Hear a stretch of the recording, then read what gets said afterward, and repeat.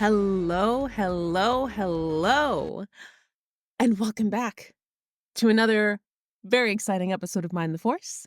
I am Kristine McPartlin. And I am James Abbate. Yes, dude, we're gonna get that rolling. It's gonna be good. And we are very excited to bring you episode 11. That is Roman numerals, always on theme here at Mind the Force. Episode 11 of Mind the Force.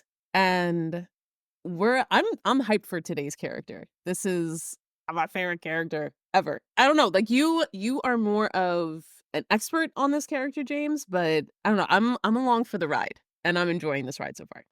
I'm there with you. He's fantastic. You know, that chiseled face when you first see him really set the tone for the franchise. Right? And we are talking about none other than Grand Moff Wilhuff Tarkin. The one, the only, the psychopath, the the architect of the Death Star. The Imperial extraordinaire, I'm sure as he would see it. And he wasn't always a Moff too, very much just just a man trying to make his way in the galaxy, but he made his choices for sure. Right, right. I mean, a bit of a I don't know if I wanna say self-made man because he started out pretty rich. So, rich guy problems. But, no, I think it's a balance of, like, he worked his way through the ranks from, like, just military cadet, like, all the way up to the triumphant of power around the empire. But obviously, like, he had, like, the building blocks from his family, and we will get into that clusterfuck because 'cause they're an interesting bunch. Certainly, and he pursued power at the expense of everything. Really, his only goal really was power and order. So Right? that's how the empire, the rise of the empire was contingent, or not contingent, but I guess co-equal with his rise as well. He was just the man to do it. Only he could have, because of the way that how smart he was, his background, and his lack of, I guess, qualms. Right, he was very you know what? I feel like he's another great example of, like, the pragmatism that I think you really see with, like, the most successful, like and with the most successful military figures in the Empire, because like, you see that with Thrawn, like, that's a really, like, overlying theme. You don't see it as much with Vader. Vader isn't because he's so emotional and so tortured, I don't think you get a ton of pragmatism. You get a lot of direct aggression, but I don't know if you get a lot A of lot of choking. pragmatism. Yeah, Right, a lot of yeah, forced choking, like, it's he handles pragmatically so. business, but he's yes, exactly. But before we deep dive on this very fascinating character, our good friend Williff, which will be fun to say. I feel like there's a lot of emphasis on the oof. Um, as usual, we gotta do the little business before the big business. So, my lovely people, to stay up to date on everything Mind the Force, please check us out on in all the places. There's mindtheforce.com, Mind the Force Instagram, Facebook, and now please follow and subscribe on our website, and you can follow, subscribe, share on all your favorite streaming platforms. You have Spotify, Apple Podcasts, YouTube, etc., etc. If you hit the link tree, you'll find all the clickables and all the stuff to do, and you'll have a great time. And because you're having such a great time, you're gonna shoot us a 5-star rating because I know you want to. Because that's how you tell the internet that you're cool. You get the 5-star ratings. Email me and James all your big Star Wars thoughts and feels at mindtheforcepodcast@gmail.com. We would love to hear all of your thoughts and feelings and questions. And also, we're here for the smoke. We were just talking about that. Anyone who's got some Star Wars smoke, we are here for it. We're prepared for the Discord. Throw shade, yeah. It's a great way to build discussion too, because it gives us ideas. It helps us plan future podcasts as well. So it's all about back and forth. Right? And you know what, fellow nerds out there, who knows, you might teach us something. I love learning new things. Hmm? Yeah, there, especially with the canon and a Legends universe. There's a lot to get right. Oh my god, there's so much out there and it's so good. Like the amount of stuff I learned for this episode is it's tantalizing. It's downright tantalizing. And last but never least, our content spoiler warning. Mind the Force podcast is a retrospective on Star Wars characters across all Star Wars content. All films, TV shows, novels, comic books, and video games are up for discussion. If you don't want some aspect of currently released Star Wars content to be spoiled, you know the drill. Turn around now. Okay, now we got all that fun stuff out of the way. Are you ready, James? Was born already, yeah. Let's do it. So please introduce us to our good friend Grand Moff Wilhuff Tarkin. Sure, absolutely. Born 64 BBY, even though we saw him at 0 BBY when the first Star Wars film was released. He's just a humanoid, I guess human by Star Wars standards, male, auburn hair in his youth, but we better know him when he's in his grays. The Tarkin family was a very, I guess, disciplined, I guess is a light way of saying it, an ordered family that goes way back on Eriadu, the planet from which he hails. They just had a ruling body that really brought order to this jungle-like world that is just full of wilderness and the unknown, and death, is lurking at every corner. So he grew up in that environment at all times, always had to be on edge or face death or really honestly disinheritance, disownment, any bad D word he would experience through his family, through nature, through nurture. He is obviously, one of the leading triumvirate members of the Empire, but in this part one of, a duology here, we're only going to cover up till Order 66, up until the establishment of the Empire. So his rise, and then in the second half we'll cover his fall, which is shown so spectacularly in the original. I think that was the obviously the crescendo of A New Hope. It was his death, the Death Star's explosion was very, critical and honestly a turning point. It even defined the calendar. So his Right. death, that moment, the Battle of Yavin, that was he was the Jesus of sorts in the terms Right. in the time scale, because it shifted to ABY after the Battle of Yavin. Right. So yeah. I did find that quite clever, that seeing that he was born in 64 BBY, I'm like, oh, he was 64 when he died. Because Yeah. BBY, because he died on the Y. He died at that battle. Like, And it's I was like, and oh, I'm it's an pretty easy way to remember. he died. Yep, zero, zero, and it all He amounted to died zero. 0. And And Death Star was a yep, big zero, really shaped that like was a one, and big 0. a big zero in the end. There were two zeros. They had to do it twice, and or well, three if you count Star Killer.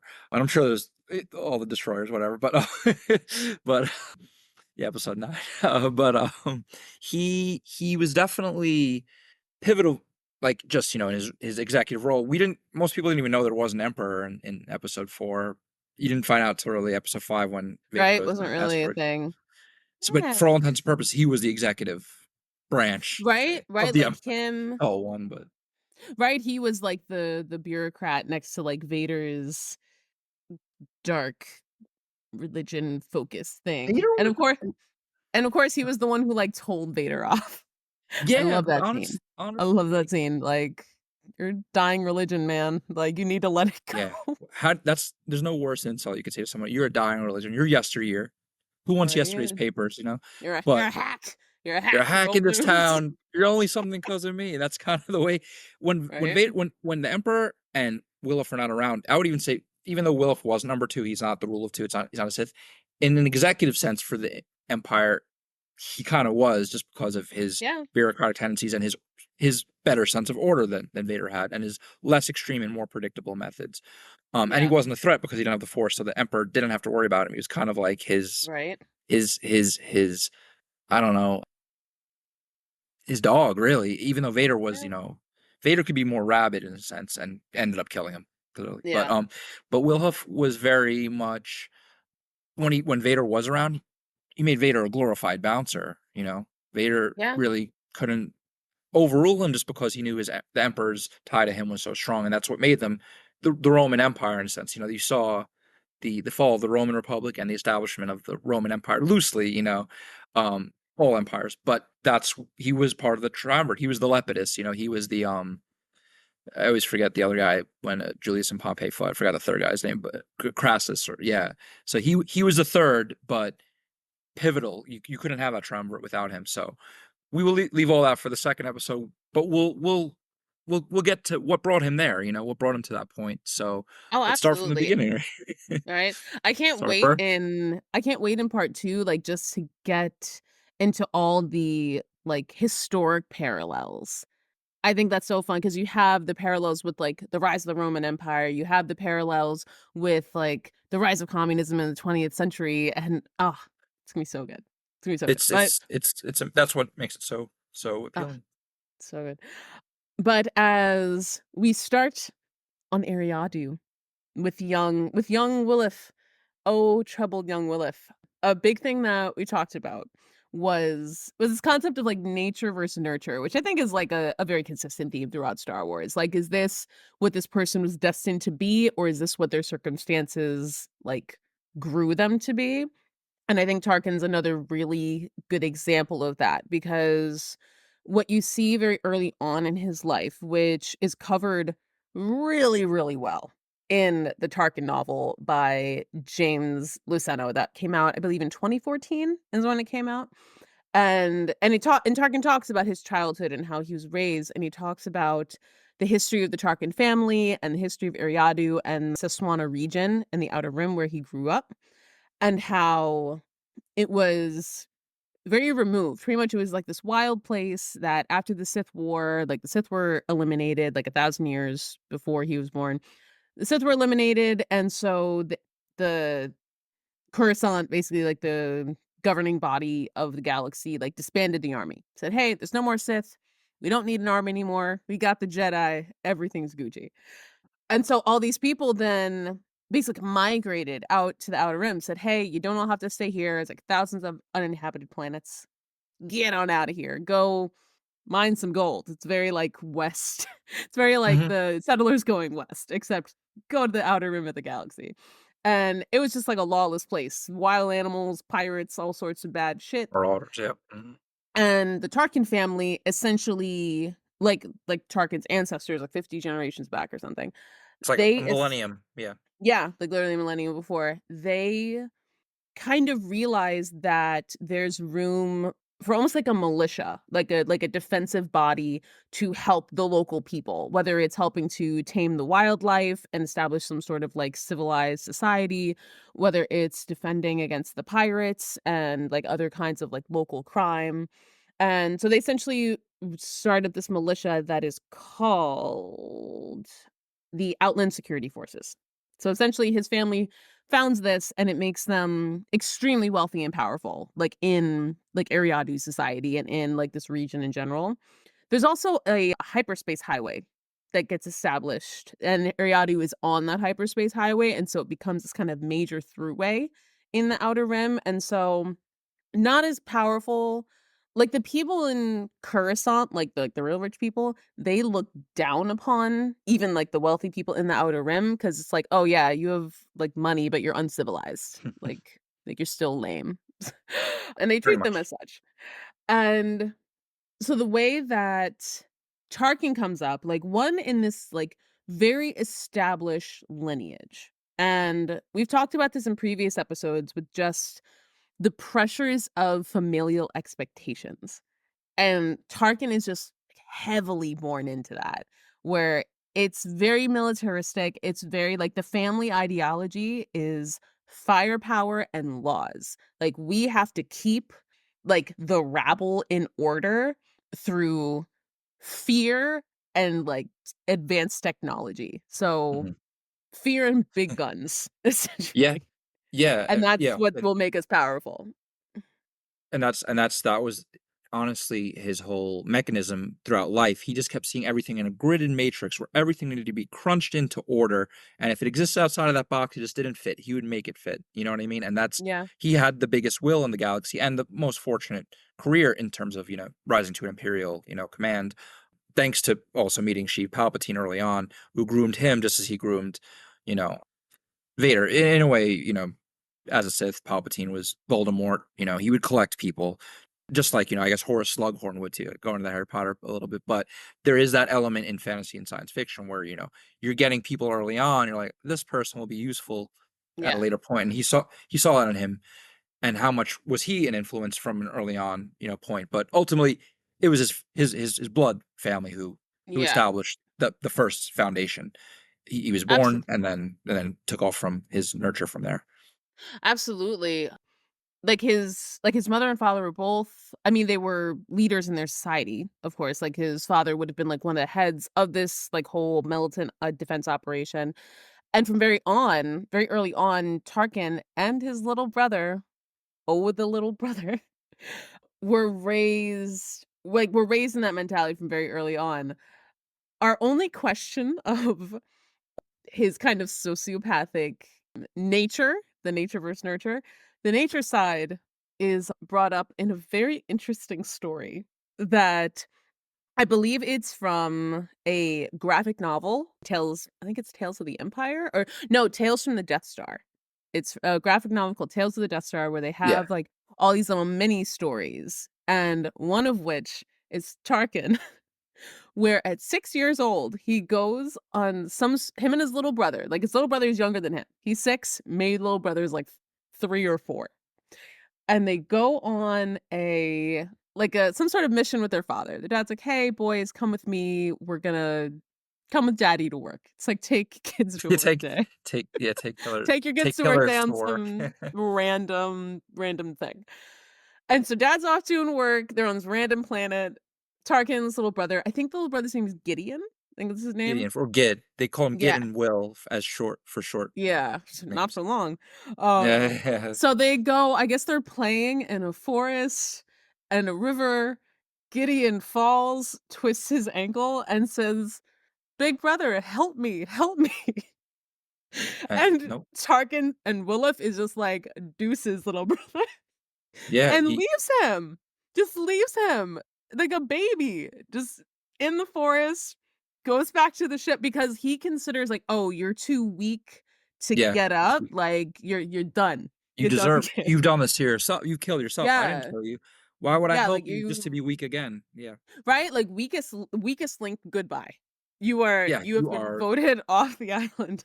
forever, yeah, And and that and was just crazy. leaves him, goes back to the ship, and, like, the last mention of it is dad asking, like, "Where's Gideon?"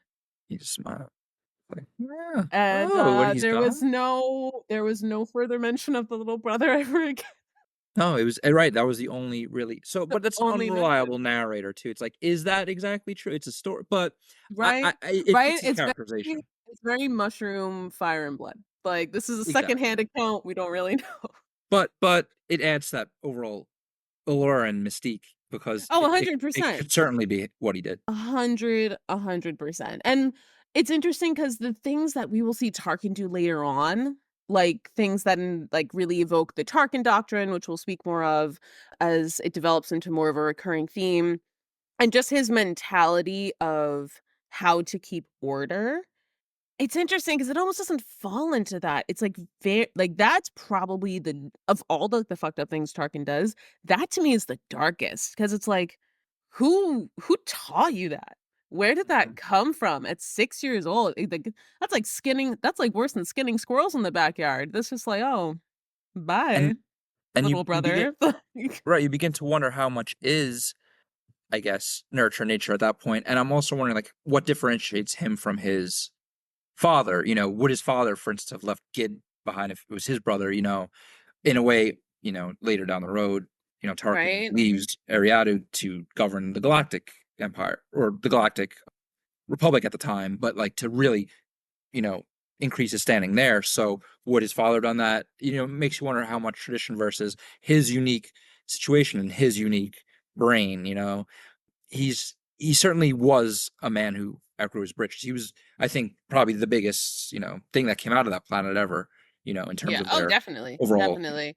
I mean, it's almost, I mean, I guess if you, like, consider, I mean, Tolkien's whole story is canon, and I guess if you consider the story with the little brother to be canon, then you have to be like, well, they didn't go back for him, so I guess dad was like, "Good job. And Fuck maybe it that was kid." That's also true. Maybe it was a test. Maybe you say, Right? which like a Spartan sort of, thing, or just Right. like just which one do I keep? Which is the real kid? Kind of Fire and Blood too, a little bit, but Right. the parent made the decision initially, Right. if that's the case, and that fits into the characterization of their family. Maybe A they are hundred just percent. sociopathic by system. Well, even later on, so as we like, so the next part we kind of see, so that's like him at 6. I think the next part we really clue into in his canon storyline is age 10, when his parents first tell him about the Carrion Plateau, which is a very formative kind of like rite of passage that the certain Tarkin males go through. So he's 10 years old and he's at dinner with his parents, and they're always instilling these lessons in him.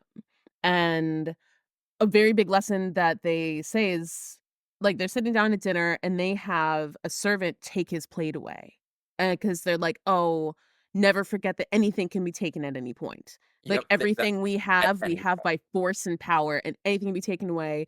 And his mother is like, "What would you do if we put you out in the streets right now? What would you do? Would you, like, would you be able to use a blaster or a knife or like anything to like defend yourself, to feed yourself, to take care of yourself? Could you do that?"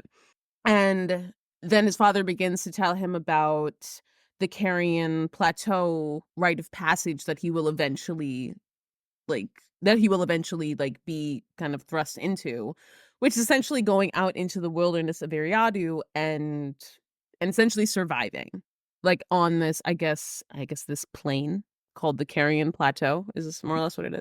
Which has its echoes to an anime too. I don't know which came first, but you see this in like things like, you know, even kind of like Yu Yu Hakusho when they do tournaments and stuff. Yeah. And also and it was his own relative, his granduncle Jova Tarkin too, who took him with Yes. other it was a clan. They were a Mhm. clan. They were, cliquish. They saw the rise of the family, co coeval with the the governing of Eriadu. Their Yeah. fates were intertwined. If one was going to blow up, the other was too. They were like, "This is us. This is our identity," Yeah. and they're like, "You are carrying the mantle next. Deal with it. You'll be end up like Gid if that's true. If you Yeah. don't do this." Yeah. Well, literally, and he asked his mom when they said like, "This is what you're gonna have to do," and he's like, "Am I gonna get hurt? Like, could I die?" And they're like, "Yeah, no, that's possible." He's like, "Would you miss me if I Oh, died?" And they're like, "Of course we'd miss you. That didn't fucking change anything." you're right.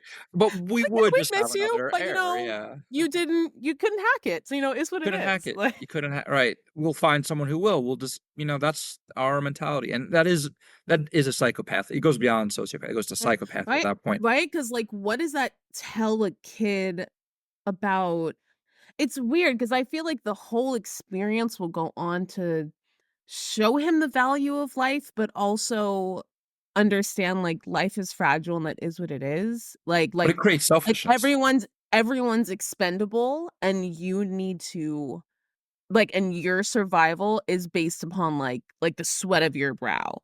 Well, Like, not just that, but your survival is paramount. Like you matter more than others. Therefore, life is valuable, but your life is more. And that's the flaw in the system. It's saying kill yeah, others to survive, even when you don't really need to kill. Like he didn't need to blow up Alderaan, but by his justification, he did. He's like, I'm to continue this system here with this little Death Star and these evil wizards with me. I need to blow up this planet right now, and that is tied to that yeah, very first lesson, even with the plate. yeah. And even, like, the mentality of when he'll blow up the Death Star, which we read that great article about like, the militaristic justness of it, which is a theme that comes into play even earlier in his life as far as, like, he blew up Alderaan because it would, like, be a good show of showing everyone else what the fuck it was. Be like, "Oh, you don't wanna end up like this planet," and it's like, "Well, the rebels are in the Outer Rim planet, they're in a totally different planet," and he's like, "That's not a useful planet. That's not a good example to show the people the might of the Death Star." Well, we'll tie But that into the Hiroshima bombing. So she sent me a fantastic, piece that was written, in a Star Wars publication, about, the military tactics and whatnot, and the psychological tactics. And we can discuss that more when he actually does it in the next one. But there are the parallels of, like, for instance, showing the Soviet Union, with the bombs, the nuclear power of the United States. That was an echo there. Maybe in hindsight, I didn't realize that as a kid when I first saw it because I didn't really know too much about World War II in history, but in hindsight, you definitely see what informs what, even a little bit, even Uh, subconsciously. It is there to see, you know. oh, 100%. Me and James were both big history buffs, and we're about to like flex so hard on that in the next episode. I'm Yeah, definitely looking just a forward to little that. teaser. That's a trailer. That'll be the part of the trailer. Right, right. Well, we'll taste. We'll taste. Little taste, just so you see what we got cooking. Yes. So, young Wilhuff, when he hears about this at 10, he's excited about it. He's excited about the Carrion Plateau. He's excited to prove himself. He's excited to go out and see the world and adventure and whatever. He's like, "Do I get to use a blaster?" Hell yeah, you get to use a blaster. And he gets to Um, fly. right? And so at 11 years old, sitting at dinner, Uncle Jova busts in. And I guess dirty and muddy and stuff with like two other Tarkins, and they take young Wilhuff away to the Carrion Plateau to begin his training. And essentially every summer from 11 to 16, he goes out on the Carrion Plateau for a month with his uncle Jova, who, if that's like his dad's uncle, like how old's dad and how old's Uncle Jova? And he's just wandering around in the wilderness. Like, Well, yeah, and it like makes you this is wonder. the life. This is the stuff. I feel like they also have a high reproduction rate. We gotta actually look into that, but it seems like they really Right? have an incentive to reproduce just because of the expendable nature of their entire system. I mean, it seems like a growing, like ruling family. It's probably like, okay, the men do the killing and they go out on the Carrion Plateau and the women birth the babies. Hmm. Not Williff's mom, because she had two sons. She let one die and she only had one other son. But So and she wasn't the breeder. She wasn't the breeder. she's Jamie Lannister in reverse. It's not the things I do for love, it's the things I do for power, in a sense. Ooh, I like And that. honestly, like you see this guy in A New Hope, all spiffy in his military uniform, almost like a British officer in India. That's how I look at it too when I watch the Gandhi movie. I always that's Yeah. the the British Empire. You Yeah. also make that connection too. But he's Oh, caught and Peter absolutely. Like Cushing. very standard trope. It's Very just that like later Tarkin is very standard trope. and Um, that was the point too in Star Wars. right? Flash Gordon established that standard trope, but then you dig deeper and it expanded and you see like that's what I'm getting at. Like you see, like he's shirtless, he's fighting like wildcats, in the jungle and in the plains and whatnot, and it's just like what? This isn't the guy I saw on that super organized mega Death Star, Right. I like mean, something had to build that. Something had to build that. And what he really learns on the Carrion Plateau, which I think is one of his very foundational lessons. Like there's a lot of foundational things that make Tarkin who he is. And he will say that like this experience over those 5 years was probably the most formative thing because it taught him to understand his role in society. That not only like there was their caste system and that he was like placed at the top of that caste system, and you need to let the people at the bottom know what it is and you need to let them know their place. And even when he would be out in the wilderness with Uncle Jova and the other family members, and they would be literally like taking food from the other predators, like from big cats and like from other animals that were out there, Uncle Jova would say, "We're teaching them how to behave in the presence of their betters." So you'll be sitting there by the campfire eating this pig or whatever it is that you stole from that big cat, and the big cat's in the bush just watching you like eat, like watching their betters like keep you in your place. And what essentially he learns is that like, oh, they're happy to be kept in their place. I don't even know how to explain it. they're Like, complacent. they're complacent and, like, they want that order. They don't know they want that order, Mhm. but they're going to be happy to, like, be in that place, and I feel like there's a lot of parallels to our own world with how 100%. the elites of our society just they give us the crumbs and then they tell us how grateful we should be. And that's essentially what Tarkin learns is the way of the universe. And it is a mentality that he will carry forth. And to not only get that, I mean, I think he got that from a super young age, but these are formative years. Like I 11 was to just gonna say that. 16. It's 11 to 16, you're an emotional sponge. So you're just like so Tarkin's just this is what he's learning and this is what he's living. Like living in like the wilderness and like having to deal with these really aggressive survival situations. Like he's just indoctrinated into this. Like he couldn't possibly feel any way else. and it's hard to divorce yourself from that, from those formative years, like you said. Like once that's ingrained in him, it establishes patterns of thinking and behavior throughout life. So, that goes without saying again, but he's really like enforcing it on the rest of the galaxy. And you're seeing, like you said, in the real world, a kind of not the yin and yang Taoism dualities as much, but you're seeing two ideologies where it's like one is control and order, and the other is freedom and light, sort of thing. Not just Sith and Jedi, even though there are representatives in those gray areas, of course, but overall, you're looking at empire and rebellion, right? That's kind of Mhm. the schism, or not the schism, but yeah, the dichotomy there. So ultimately, he is the fist of the empire. He's just one side punching the other into submission, like boom, boom, boom, boom, boom. You're Yep. going to listen to me because this is the way I was raised in those young years, and this is my ideology, and you have no choice. I'm the fist, and everyone else Yeah. realizes in the galaxy, like, no, that's we want to live our lives, have our choices. Sorry, we don't have your trauma, you know. We're gonna live our lives and fight you to the death, and Right. that's what makes Star. In a sense, he is the face or the front boss that Mhm. Vader and Vader's the enforcer or the Yeah. soldier in a sense, but Tarkin is the front boss for Palpatine, who hides in shadows, Yeah. sort of. And he's a strong military presence. Like he is exact I mean, one, he's exactly what Palpatine needs him to be. And Yes, also just that ideology that he follows literally rings true for him his entire life. Rings true from his entire life right up until like the Death Star explodes. Like just as far as like this is how we're gonna rule over people. Like the rebels at that point were like a problem, but they weren't I think the problem they would come to be later on after the Death Star. I think that was really like the first like real punch in the face and he didn't survive it.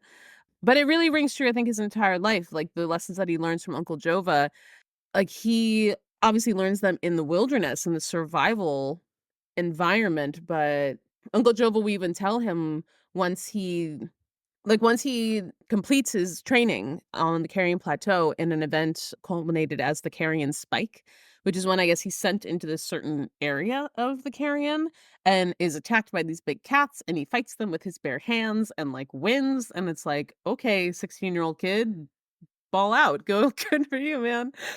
He then is considered a great Tarkin man. That was, essentially the whole point of why his parents sent him to do this, said, "We're gonna find out if you're ordinary or if you're, like, destined for greatness." And so him completing this training over these years and proving himself tells his family that, like, "Well, you're destined for greatness as per our strange, violent family tradition." And then he goes to military school, where the where that survivalist mentality that essentially, like, he has now faced down these predators and, like, use his survivalist skills to face down these predators and, like, show, like, "I'm better than you, I'm stronger than you." And Uncle Jova is like, "You're gonna keep doing that same thing, but you're gonna do it in these different kind of environments, but you will find that the lessons you have learned will continue to ring true." and doing it to people is a different story than Yeah. than the wilderness and the beasts that are there. But he's looking at people as beasts, as just dangers. Got to shoot them down. Like they're just images on a screen to him. Yeah. Yeah, no, they're lesser beings to be kept in line. Yeah, he is. He's like, it's like Always Sunny. Dennis is like, I'm me. I'm experiencing this. I don't care what you're experiencing. I'm caring what I experience. That's Yeah. the sociopath in him, or No, he's really a 100%. psychopath. If Regular kill psychopath. billions of people, you're Because a psychopath. That's the grade. right? Because even the people from the core who he knew from, like, a young age, like, treated them like shit because they're from the Outer Rim, even though they had money, like, they always still viewed them as soft.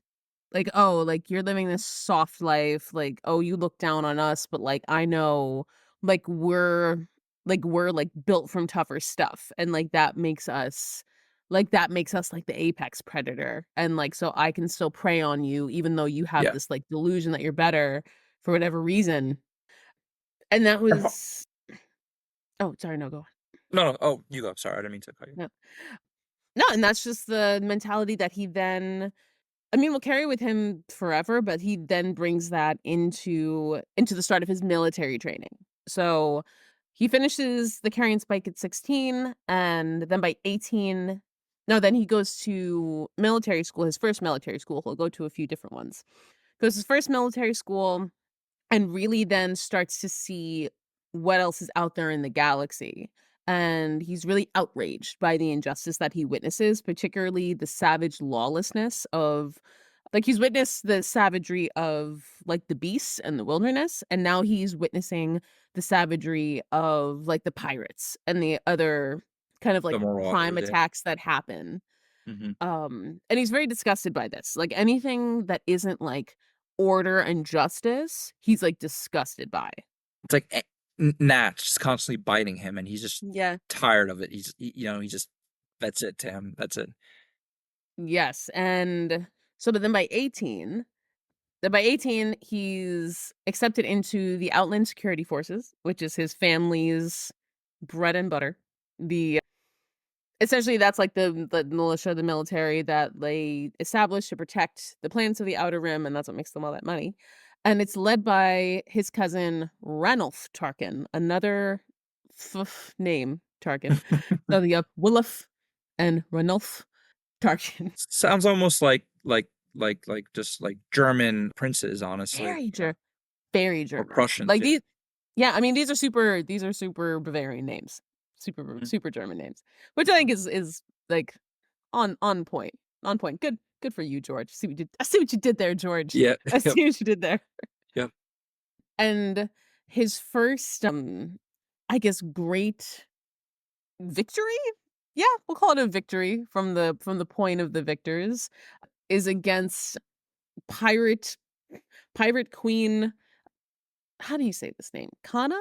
I think it's Kana or Yeah. Kana. The Q. Yeah. I'm Yeah, not the good at the Q. pronunciation, but kind of, I Right? believe. We will Nah. frequently struggle with pronunciations here on Mind the Force. It's fine.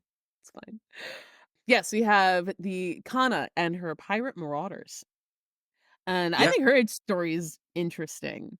I enjoyed hearing about her. I would read that expanded universe book because she sounds like an interesting character. Yeah, and it's stuff that, you don't even really delve into, or you don't even know until you start going into the outer rim of the literature, and it's crazy, and it reveals his chess playing, I guess, with between her and also, you know, when he goes to Coruscant and whatnot, and he's repping Eriadu, it's kind of like he's flying his flag. He's saying, "I've risen this high." And along the way, he's representing his family and his planet. He's like in the Olympics of the great game, Yeah. of the galaxy. And this happens here with her. She's, you know, disorder. She represents everything that he hates. He's gonna kill her methodically, like torturing a bug, really. That's how, and he's Right? gonna do it in a sense that is, very macabre and malicious and cruel and humiliating and just the worst possible, thing you can do to Yeah. someone. And it's You can, if you want to, yeah, get into the yeah. nitty gritty You know, for that. and I think it's so interesting, like, because she is like her story. I think is fascinating. She's this whole like rich girl turns pirate. So she's like from this wealthy family in Coruscant, grows up with money, and then falls in love with this like some sort of criminal. I guess he's a pirate. Falls in love with this Hmm. pirate, starts pirating with her guy, and they're in love, and everything's great. He gets killed. She's all mad. She's all butthurt about it, and decides to basically like raise this crazy army and wreak havoc like in honor of like her dead love. It's all very romantic. Actually, I would read this expanded universe book. And apparently, she is just in the Tarkin novel, like, he describes her and she sounds really badass, like, she apparently has, like, a bunch of prosthetics, she has, like, a prosthetic leg or, like, not prosthetic, but, the Cybernetic. animatronic. Yeah, Yeah. cybernetic, like, prosthetics. So, like, not like, "Oh, so sad she has no arm," like, badass robot arm, badass robot leg, like, robot eyes, I think, like, ocular implants. And apparently she is like a vicious fighter, but she's also like beautiful and graceful and will like fuck you up on the battlefield, but tear it up on the dance floor. Like just sounds like really badass lady. And she's just like this pirate queen, and like all these other badass pirates follow her. And she's been in this string of attacks on mining company ships is essentially like where I guess Tarkin comes in, where she's this big threat to all these company mining ships, which is a big bread and butter in Eriadu. And we did not mention that. I think they mine all these damn not Not real coax, yeah, element. that's, It's with an separate L. liquor. It's lodomite, lomanite, Yeah, something low like that, yeah. something, low I always something. But I mean, on the Outer Rim, that's a big bread and butter is like mining things off planets. Lomite, And Lomite. Lomite, yes. And it's a big thing out in the Outer Rim is mining things off planets. And so when pirates start robbing and or destroying mining company ships, somebody's pocket's getting hurt. So you know people are mad. And so of course, Tarkin being part of the Outland security forces, it like kind of falls into his lap of like, how do we stop these marauders from destroying these ships and like costing all this money?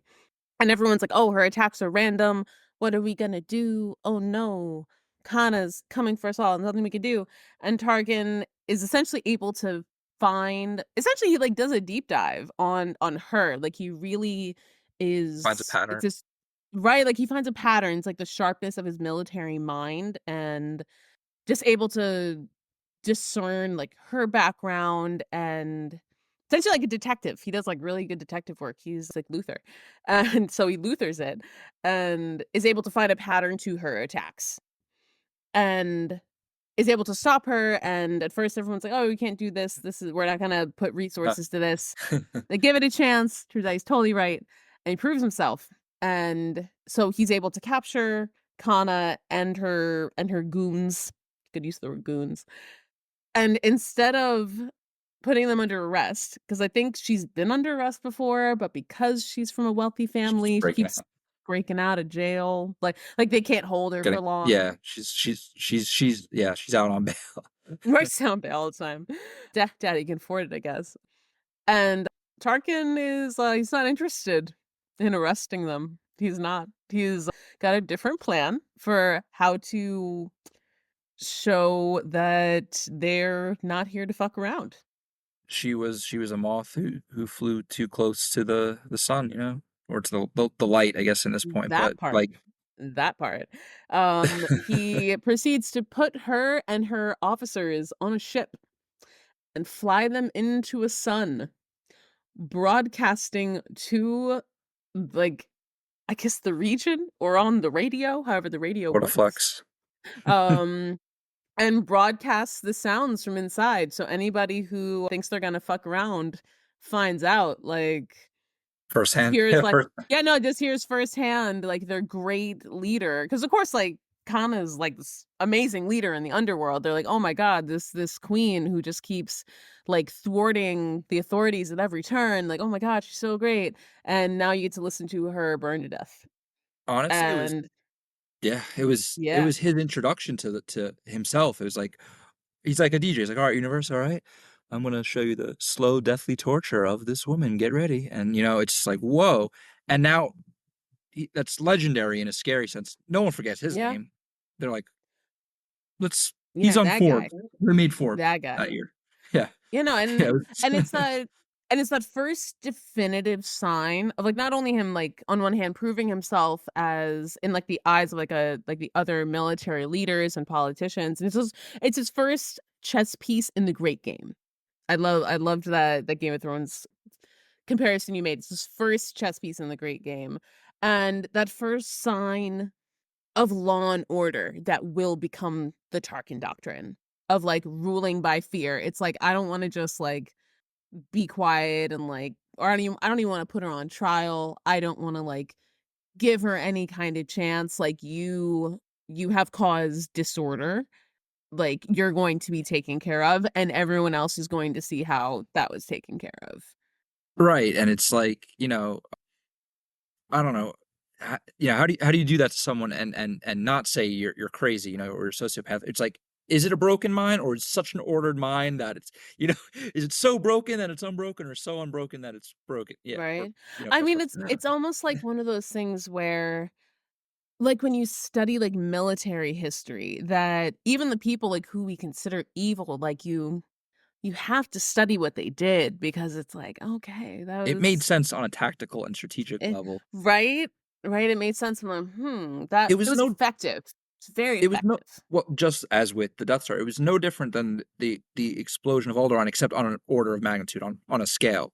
You know, the scale was Yeah, different, but it was the exact same motivation and technique and, display. Whether it's 1 or billions in this case, sure, it makes a big difference in terms of life.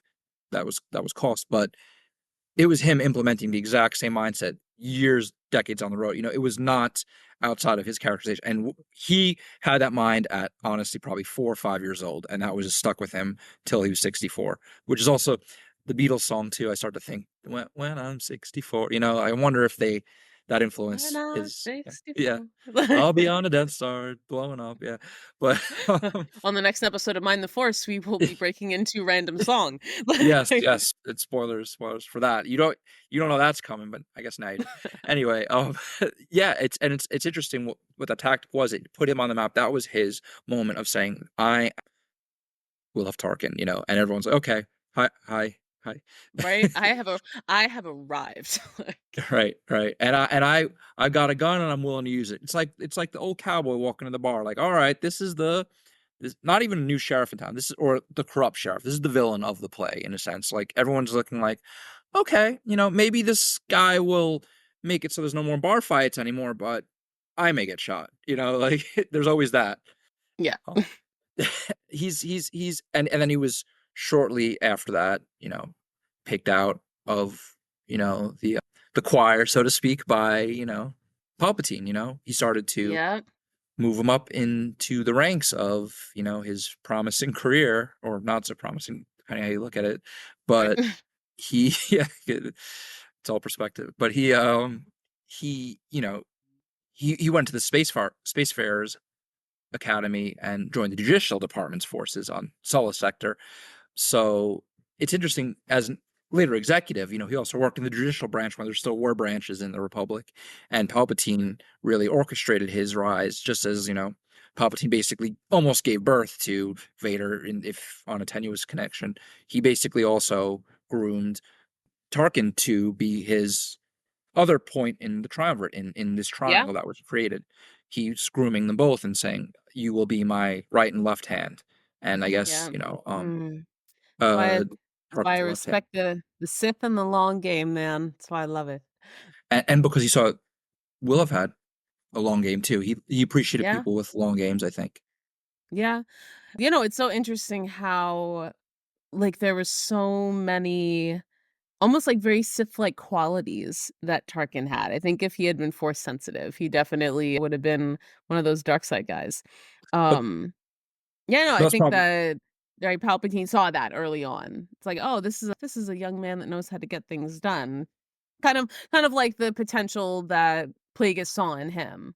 Um, but he lacks the Force. He didn't want two Force users. He wanted one with oh, the yeah, Force, no. one without, so he can control his house, so he can keep shop clean. Exactly. Well, get power of 2, baby, power of 2. Power of two, Uh, yeah, right, right. It's still yeah, unofficial. That's why he couldn't be the third official, right. but And I think at that point, Darth Maul was somewhere being raised by robots and trained to be a psychopath, that's true somewhere around too. there. But that goes into Palpatine's long game because I think he kind of knew intuitively Skywalker would be his ultimate, apprentice, and maybe even the chosen one. Maybe he was bringing about his own death. Who knows? But I think he Right, knew Maul and Dooku were just kind of temporary pawns or knights. Let's say knights because they were higher up, right, right. or the 100 queen even. right, 100%. So he meets and I wish I knew so I think it was around so if he went to military school at 18 and they joined the Outland 19, Security 19. Force at Oh, 19. 19, yes, yes, for that, yeah. So then I guess I don't know exactly what year he met Palpatine. That is something that is not specific because it makes me It's then wonder where it it's falls on Palpatine's timeline, like, it's generalized. right? It has to be it's between, let me do the math. It's Yeah. between 45 BBY and 36. So it's in that 9-year Okay. period, basically, All that right. but probably closer to 45. So in the 40s, that's when 40s BBY is probably when he meets Palpatine, when it's winding down. But I guess at that point, how do they count it? I actually don't even know what they count before the Battle of Yavin happened. So, um, It's counting down to the Battle of Yavin. right, but at the time, people, what's the calendar that people use? I actually don't even Oh, know. yeah. I don't know. What year did Right, they what go did they by? call right, it wasn't BBY. This is the year of the Yakata Prime. It's been That's millennia. a good question. Like we as the external, like, third party always look at it as BBY, ABY, because we have, Right, like, I guess the privilege of being removed. right. That planet's gonna be a battleground. Hmm. Yeah, I don't If anybody knows that, shoot us an email. shade us for not knowing too. Yeah, Right? and I would love this to be will shade for create. not knowing. All right, That's maybe a we good do question. know. Testing you. Yeah. I don't know how they count years inside of the content. Yeah, same. It's Mm, yeah, because I was like, wait a second, what year did he say it? think it That was yeah, to fascinating. Sheev. Gosh, Um, such a and big, these beautiful goddamn galaxy. I love it. and it's so cool because even Coruscant, which is the gravitating body to the Rome, they came from Naboo and Eriadu, and I guess Tatooine, even if you consider the whole triumvirate, kind of like, yeah, different elements of backwaters with different Yeah, level of importance.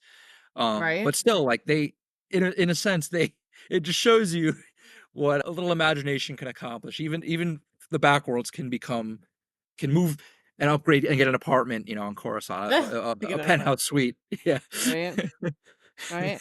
And at this point, I don't know, I guess just, like, checking in with, like, his mindset at this point. Like, so he's a young man, like, he's a young military officer, he's looking to prove himself.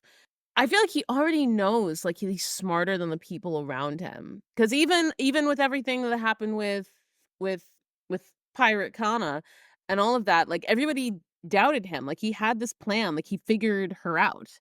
He, like, solved her puzzle, and he's like, "Guys, this is what we need to do," and everyone was like, "No, It I was don't like think that's what we're gonna do." it was Like, like just that gently yeah, it was like right. gently putting the lightsaber through the heart. It's just like, just watch, look how easy it is. They're like, well, you have Yeah, to have no morals for that. He's like, who has time for morals? I'm from Ariado. This is the way we do things. Look at me. I'm accomplishing stuff. Follow my lead. Shut up. right. Yeah, no, like, this is how I was raised to take command, and like I said, it's one of those things that really rings true from his childhood upbringing that he then, like, applies continuously to life and proves true again and again.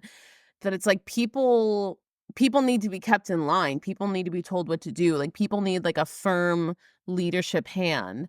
And if somebody steps up and provides that, then who am I to deny that this is, like, the way of the world? Like, when it's been Right. proven over and over again, like, why would you need to question it? Right. But he kind of set the bar or the standard for how the government would approach, you know, tactics. He Yeah, kind of invented the game there, even though it's good and evil existed for, throughout the galaxy, but he brought it to being implemented by a galactic empire. They could not do that when they were republic. Towards the end, sure, but like for the most part, he stripped away the guise, he stripped away the veil, and was like, look, here's pure effective force, power, stripped free of morals. This is the way to get everything into the matrix we want to organize as such. And yeah. he showed them the way. He gave them the blueprint. Yeah. Like, even, like, the next mission, so he meets Palpatine, and, like, Palpatine, like, begins to have that kind of interest in him. He's like, "Oh, like, do you think you'd consider going into politics? You have a good mind for it," which, of course, was, like, kind of like a test with Palpatine. And he says, "No, like, I'm happy, like, being a military man. I'm a military officer. I'm not trying to be a politician." And so then he Right. goes to his next military school. So he goes on to, like, more military officer training. I'm gonna mispronounce this wrong Rough again. spelt fleet camp. Pref Prefs Pref spelt. Prefspelt. Pref spelt, Prefspelt, like a prefect. Prefect right? spelt, maybe. There you go, there you go. Wonder if that's another German-rooted word. Feels very everything feels very Mm. German with Tarkin. Oh, Yeah, for sure.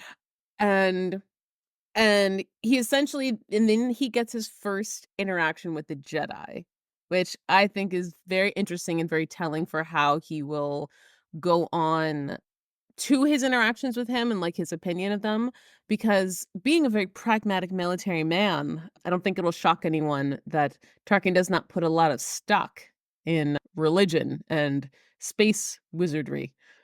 Um, Right, it's too messy, it's too messy. it's way too messy, and so him and some of his fellow, like, military students, they're on this mission with the Jedi, and, like, the groups have to split up. So, like, the Jedi go one way, the, like, military guys go the other way, and they're supposed to, like, meet at a meeting point. And essentially, these other officers who I think, like, pretty much, like, Tarkin, I think, takes himself so seriously and is so, like, probably, I mean, more grounded in who he is than these other guys.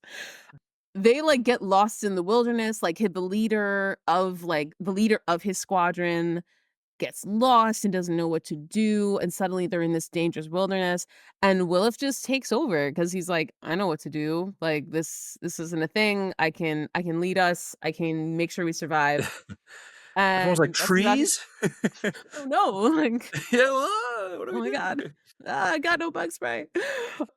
Right, it's like going And hiking or camping, uh-huh. exactly, and he makes sure that his squadron survives and meets up with the Jedi, and he actually doesn't I believe he doesn't take credit. Like, at first, he, like, does not take credit, like, when they're about to get there, he lets, like, the leader, like, take the credit for him, and I wonder if that's kind of like that order mentality of, like, well, You like, think it's part of it? the order of things is that, like, this was the leader Right, of he the he he can't squadron. think outside of he will not break order. He could be a bad cop, but he will never be a corrupt cop, if that makes sense. He'll Mhm. make the system corrupt to influence Yeah, his own act or to justify his own actions, but he himself will never exactly. break the system that he's within. He'll poison the system. That's what it is. He's reflecting upon the galaxy, his personality. You know what I mean? It's saying, I have to poison it all if I'm to be me, and that you're seeing him become that through his rise in the military, through his rise in politics, through his rise in the judiciary, like Exactly. he's judge, jury, executioner all in one. And he's like, this is me. This is me, Yeah. guys. You know?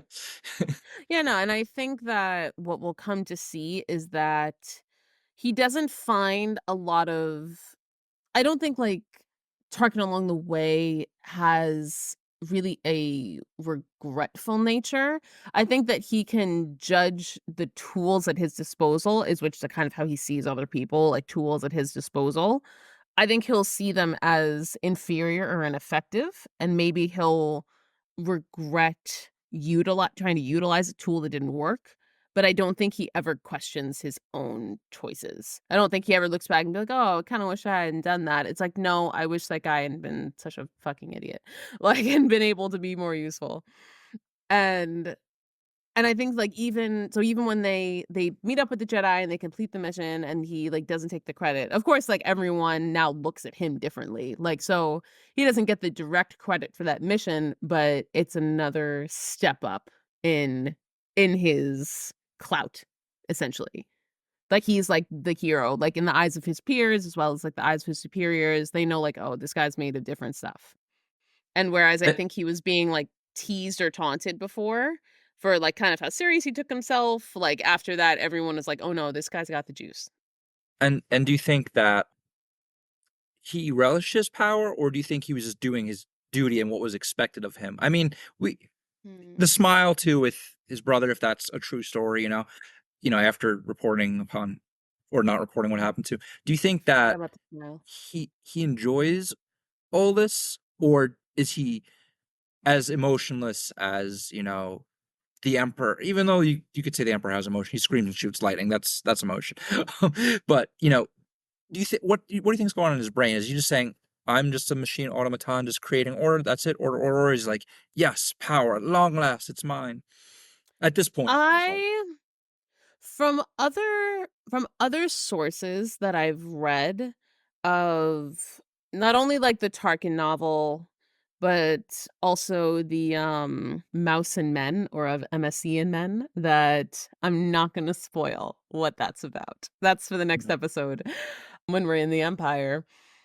That I think he does take Like, he takes satisfaction in things. Like, he takes satisfaction in, like, cleanly designed uniform, in things being, like, just so, and, like, that order being exacted. And so things like this, where he is seeing, like, the execution and the culmination of his ideology, like, of his foundational beliefs ringing true of, I am the apex predator, I am here to bring order, and order is being exacted. I think that he finds satisfaction in that. And yeah, probably gets off on the power, gets off on the control. I can see that. It's like that Kanye song, "What's your addiction?" You know, is it the empire? You know, is it weed? Is it Right. girls? You know, that's I guess for him Right. it's I power. mean, Yeah. it exactly. Like, what is that's a really good question across the board. Like, what is it you're chasing? Like, Plagueis was chasing to live forever. Like, Palpatine Immortality, was right. chasing, like, yeah, like Voldemort immortality and syndrome. power. Um Exactly. I don't know what Anakin was chasing. He's chasing not being sad. Like, And that says a lot too, right? Especially with the therapy element and the psychological element to this podcast. That says a lot about what made Anakin almost, and I hate to say it, an anti-hero, even though he killed many, you know, right. or a hero in a very Yeah. s- stretched Yeah. sense of the word. But you know, like Well, I it's hard for mean, me to say, but right? I mean, well, that's the tragedy of Anakin is that, like, what he really wanted, I only know this from, like, the, like, 10 hours I spent talking about Anakin. Um, and I mean, because really what he wanted was to be loved and to and not be be, hurt. like, right? Be loved and accepted. And in his pursuit of that, in his, like, really, like, adamant pursuit of that and all of, like, his good intentions, he lost all of that. And, I mean, and that's really the tragedy of Anakin Skywalker, and, like, obviously, he gets redeemed, like, in the last, like, moments of his life, like, by the love of his son before he dies, and that's, like, the redemption arc that we eventually find Vader on. But, essentially, that's the story of Star Wars, is the tragedy of Anakin Skywalker, and the tragedy is you wanted what you wanted so bad that you fumbled the ball. And no one's really safe like in like Superman comics or like the what they call it, the timeless present, where they're just Mm, there forever. In Star Wars, people die. They have fates, they have finalities. It's mortal, it's yeah, Greek, you know, even yeah. all the heroes, everyone. Yeah, And no, that's part of the game. everything in Star Wars links back to some sort of, like, Greek or Roman story. Like, my favorite, I mean, as always, my favorite is Maul, and he is it is it Dionysus? I forget which figure. It's the one who's The pushing the wine, I rock got it. up. Yeah, he's the one Sisyphus, pushing Sisyphus, the rock. Thank you. Yeah, Sisyphus. he's Sisyphus. He's the one pushing the rock up the mountain over and over, and as soon as he's about to get to the top, Yeah. Hmm. he, like, fails and Yep. falls back down the mountain, and he's forever pushing it back up, and it falls, and that's who Maul is, and I'm like, "So interesting." Who do you say is because I think this all ties together, not just tangent, but I think this because that we're on this part of the Yeah. conversation now with the Greek parallels. Who do you think is Prometheus? Who brought fire to the galaxy, and how would we define the fire? You know, is it a good fire, a bad fire? Especially how Mm, the gods punished him too for bringing that to mortals. So it would sound like they were a hero, right, for doing that. right? But he wasn't really that. He was a tortured. Was he Vader? Is Vader Prometheus? You know, that's my question for you, I guess. Mm, I mean, is I don't know, like, The Emperor. I feel like that's a deep lore question, and then it depends, I guess, what you're thinking about, like, as fire, 'cause I feel like you can't, like, look at, like, the Skywalker saga and, like, the building blocks of that and not think back to, like, the days of Revan and, like, really, like, old, like, the Mandalorian wars and, like, all the bases of that. I feel like you have to go, like, deep lore to find, like, the real answer to that. Well, I would even like say you can stretch the definition, but I would even tie it into Tarkin. I would say he brought fire, literal fire power with the Death Star. That was the Yeah. moment, like the BBY to ABY almost. Again, his death. He brought literal explosions and fireworks to the galaxy through the Death Yeah. Star, through his endless pursuit of like, I'm gonna fire this gun. Everyone else is like, there's a gun in the case. Do not fire. It's in the clear panel on the wall for reason. Do not fire it. And he's the one who's like, I'm going to fire. And that to me is like, because Prometheus kind of in the background in the myths, you know, he's Mhm. punished for being an immortal who gave it to mortals. In that sense, I guess, he's not a Sith. He Yeah. doesn't apply to that, but I really do believe in a sense that he introduced something that did not exist before. The capability to destroy planets, Yeah. with a push of a button. And Mhm. he was the first one to do it, to pull the trigger. Yeah, yeah, no, and he was really the mastermind behind the Death Star. I think that I mean I don't recall. I think they were all like the Emperor was already developing kind of an idea behind it, but I think Tarkin was really the driving force of that. Well, that's a Um, good segue because of what he goes into next. yeah, Like but with yeah, where are we at? Oh, none. well, he becomes governor of Eriadu, but Yes, that's where he starts to, because he's at this point he's in the judicial forces. What is this, 36 BBY? So he's about yes, 28. So he's nearing 30. 3 decades in this galaxy far, far away. He's like, what am I going to do for my 30th? So he decides I'll be be governor of governor my, of my planet. yeah, basically, and that's such a good, I guess, springboard for him. He doesn't look at it as this is my final fate. I'm not going to be like my family. They just look at it too small. They're, they're international. They're global. Well, I'm intergalactic. He's like, I'm gonna do it all, man. I'm a triple threat. I'm gonna use this to launch my presidential career. I'm gonna start as a governor There you and go. then move up. That's the way of politics. And he kind of knows. I think he senses because he knows Valorum is weak, and he's kind of like Yeah, I think helping derail his everyone. power. I think everyone knows Valorum's weak. They wanted to take Like, him out. They wanted to take him out and centralize government even more because it was decentralized and was chaos. It was the Wild West, really, mhm, after all those years of just corruption. But Tarkin's like, I see something else looming on the horizon. He instinctively knew, just being in the jungle. He's like, I know when a predator's nearby. He mhm. he he met Palpatine. Potentially, even knew that he was evil and his maniacal plans just by getting he can look a beast in the eyes and understand what it is he's facing. And I think he Yeah, saw that in Palpatine. I think Palpatine recognized, oh, I've been outed. This is the guy I've been looking for, and that's why he's shrewd. Like there's no lies kind of between them. They know exactly what they were, in my yeah, mind at least. This isn't canon record, but like this is my record, how I look at it. right. And when he became governor, after so he's now it's into politics. He's like, okay, I did the judiciary, too. I've been a fighter my whole life. Now I'm gonna do the ruling part. And you know, Palpatine uses Dooku at this point. Maul is dead at this. No, Maul dies in 32. So Maul dies in 32, right? No, it's So, yeah, it's mm, it's 32 yeah, yeah, Maul is dead already because if because Dooku's Dooku, coming at this yeah, point. yeah, because Dooku is Mhm. already, So yeah, so he's been governor for years at this point. Well, yeah, yeah, yeah, because because if Dooku is already fallen, like in line with like the Separatists and all of that, then Maul already killed had to be. Qui-Gon, Well, and then have not dead. Obi-Wan, right? I Have shouldn't say right? Have. Maul is dead. I'm going All right, back. Maul's not dead. He's not dead for Sorry, bobbing guys. that Sorry. crab. Well, not at this point. Yeah. Right? Spoilers, but not Um, spoilers. yeah, no, so he already got sliced and Have. diced by Yeah, Obi-Wan. you gotta. And yeah, and then shortly after, if we're to believe Tales of the Jedi and all those awesome shorts, yeah, the Dooku is already like Planting the he's seed. now a fallen Jedi. And he's trying to get people to the separatist cause. It's like say, okay, which I'm forming my draft, for this season. Who are you with, and while he's governor, he's trying to bring Eriadu over, and he just holds his ground because it defies orders. Like, you're not the ruling body of government. Yeah. I will poison this government to be an empire down the road, and turn it, into what I want it to be. But for now, it's still a republic.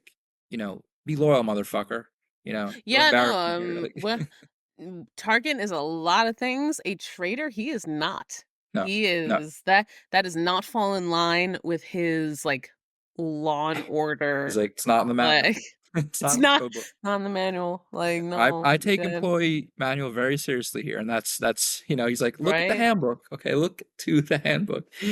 I'll write the handbook, but I'm not breaking until I get to that point. I'm not breaking any rules because then because he's like, how can I be a hypocrite later on and punish people for breaking the rules, if I break the rules now. So that's how much he respects order. It's sacred to him. He's like, I gotta bow to the Right, almighty order forever. right. And that's why he rejects Dooku. you know? Yeah.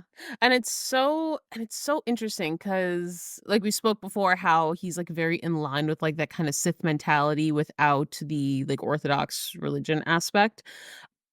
But it's really, like, that law and order and, like, that, like, hammer fist, like, no, everything must be like, you need law and order to have peace, and you need to use fear in order to get that law and order to keep, like, everybody in line, and that's very in line with the Sith feel, because the Sith Mhm. feel that the Jedi are the ones who are, like, causing all the issues in the galaxy with their hubris and their rules and their limitations.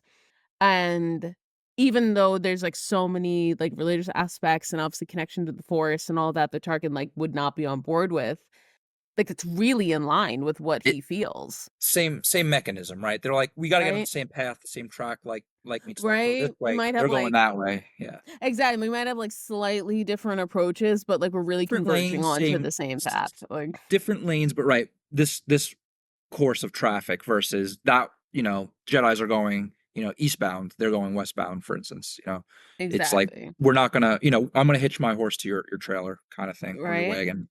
I'm not But sure, what's interesting is that the all 3 bodies, like, whether you have the Jedi or the Sith or, like, the pragmatic military, they're essentially all drunk on their own Kool-Aid, when you really think yeah, about it, though. Like, right, you have the different Jedi with their hubris, you have the Sith with their hubris, and blood you and have the crips. military Just being like, we have the Force. No, we have the Force. No, we have the biggest guns, so we don't care about the right. Force." And it's like, I'll show you force, right? It's "I'll like, show you Force."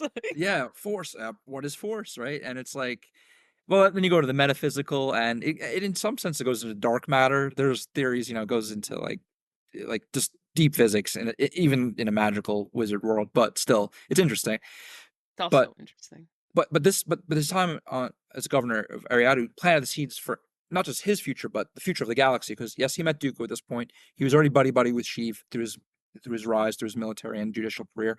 He hosted the Eriadu conference, which basically precipitated Valorum's weakness and his fall from grace and power later on.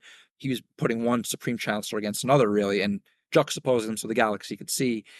And he also met Krennic, Orson Krennic, Rogue One fans, Mhm. and anyone who knows the Oh, lore. Krennic. Basically, Krennic and Galen Urso, Galen Urso, I forget, I think it's Galen. Galen Urso, right, Yeah. that's the way it should be pronounced.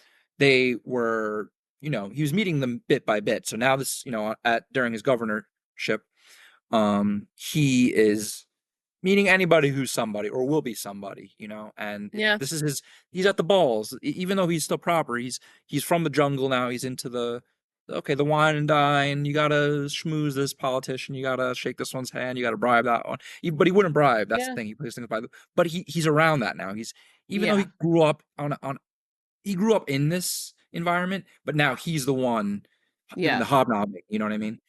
And Exactly, like, he's found his seat at the table, like, he is, like you said, he's in the great game, he's hanging out in the Red Keep, he is not quite on the council, he's not on the council yet, but, right. That's but insane. How can I be on the council? Be on the council, yes. right? There's a council he'll be on later that, we can talk about in the next episode. But yes, no, it's, he's really, like, instilling himself into that world and also understanding the role that like you said, like, not even just, like, he can play on Eriadu and, like, the benefits he can bring to that and how it can help to bring order to the galaxy, but how like, you do have to play this game. Like, it might not be what you want to do. Like, even his father at one point, like, when he becomes governor, even his father is like, I mean, what, like, kind of concern do you wanna have, like, outside of the Saswana region, like, of the region that we've really, like, ruled over for all this time? Like, why do you need more? And his mentality is like, "Well, all the good I've done for our home world and, like, the way that we live here and, like, the order we're able to keep here, I wanna spread that to the galaxy. Like, I want everybody to be sociopaths like we are, dad. It'd be great. It'll be a good time." Well, it's taking a state policy and put it on the federal level. Like, you see any governor today who Yeah. runs for president in the United States, for instance, they have to kind of have that position first to show how they'll run a country. And that's kind of what he's doing with Ariado. He's like, there's more for me. But his dad, is like, no, we need you here. This is your home. And when when basically Willoughby's like, I'm so successful. I've solved immigration, I've solved the economy, I've solved everything. Everyone's happy, no one's dying. This is perfect. It's utopia. I'm out. You don't need me anymore. I'll let the Yeah. next guy ruin it because I showed my stuff. I have the platform now. It's the national stage or the galactic stage for me. Yeah. So that, and his dad's like, Right on. fact, that's what I was training you for. I don't like that you're leaving. You're actually more successful than me. I was kind of hoping you die too, like Gid maybe or something. But like, damn, you got me. You out Right. Tarkin to me, and now Tarkin's like, all right, now I'm in the big arena. Yeah. I mean, isn't that the hope of every parent that your child will surpass you? That like He was you proud. raise your child. Yeah, no, he was definitely proud. Yeah, it was a begrudging pride, but they couldn't have gone any other way. They have no emotions like that. You're right. Right. It's not the Tarkin way. We Right? don't They don't we don't hug. They feel don't things. feel Right? feelings. What is that word? Feelings. Yeah. I stopped You mean like feeling you things. feel the blaster? Yeah. We stopped feeling things when Gideon got left behind. Right. The only Oh, feelings your mom ever felt was when you were born. That was it. The mm, physical feelings. We have no physical feelings. feelings. Get rid of We that have no notion. feelings. Right. We've we said we'd miss you if you died. We lied. We lied. Yeah. It was this motivation. Carrot of the stick. Exactly. And shortly after that, because his father understood, he understood that he was like going to have higher ambitions. And shortly after that, his father passed away. He was like And Odin fading into the particle right, of it. right, Yeah. like, It's Donald knocking um, away. right. And what Wilf's good old Pappy will never experience are a little something called the Clone Wars. Yeah, just in time. This is the perfect segue. He was all It was prologue. all right, he's all prologue. We're not even in the thick of it, people. We're not even in the thick of it. An hour and 19 minutes in, we are only getting started.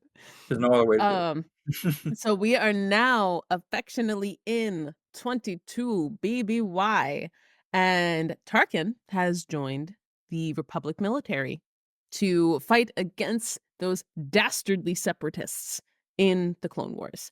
And as a Um, captain too, it's as a important to captain. trace his rank throughout this too.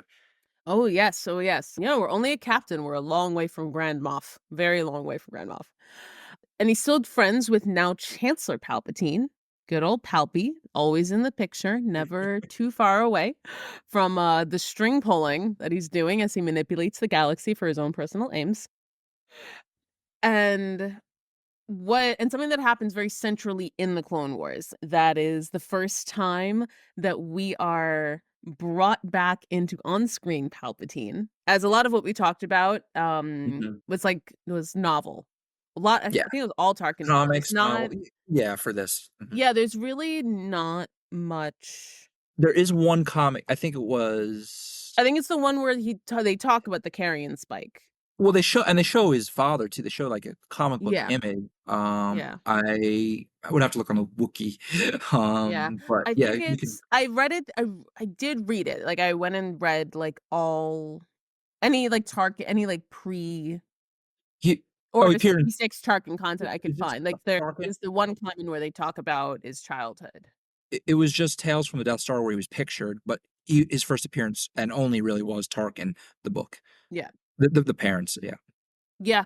Yeah, true. I know. I think it was artistic depictions of scene of the parents. Right, yeah, Um, yes. but as far as like the images of him during like the carrion spike cat fight, and Yeah, I think, like, him, like, being out on the plains, that is a flashback in yeah, one of the Tarkin comics.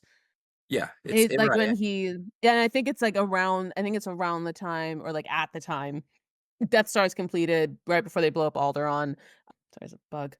Go away, bug. Yeah, right before they blow up Alderaan, he has, like, this whole, like, flashback of he has, like, this it's very interesting, a daydream. He's, like, reprimanding, I think, one of the head officers on the Death Star, who's, I think, in charge of I guess, like, to operate the Death Star, it's this, like, huge collection of military personnel who have to, like, essentially flip a switch all at the same time, and Mhm. he's, like, reprimanding the leader of those guys because when they had a test one of, like, the tests of the Death Star where I guess they, like, destroyed a city and they, like, kinda, like, destroyed things, like, that were larger and larger. Mhm. On one of the test polls, I guess there was a lot of, like, late, like, switch flipping, and so he was, like, reprimanding them for them, and he essentially had this officer who I guess he thought, like, "Oh, you don't even have any scars," and he was like, "I have a scar on my knee from a baseball game," or something fucking whack. And Target has this daydream about, like, taking off his shirt and, like, fighting fist to fist with this guy and, like, busting out a knife and just, like, fucking this guy up, and it's all just a daydream. It turns out, like, none of it's real, but, it's him just, like, remembering his childhood and, like, really, like, his base instincts and training of, like, "Oh, like, I am a predator and The I." good old days, right, right. He and even the movie Predator, like, he is that character just dressed nice. It's kinda like putting lipstick on a Right? pig. Not to say, that Peter Yeah, Cushing's no, a but good yeah, I looker know in what you that mean, sense, like, but, having, like, this, like, animalistic predator he's mentality, but he is having to, like someone almost like American Psycho. yeah, yeah, Like, that and having those, like, primal animal instincts, but having to, like, he put on a suit and keep it together.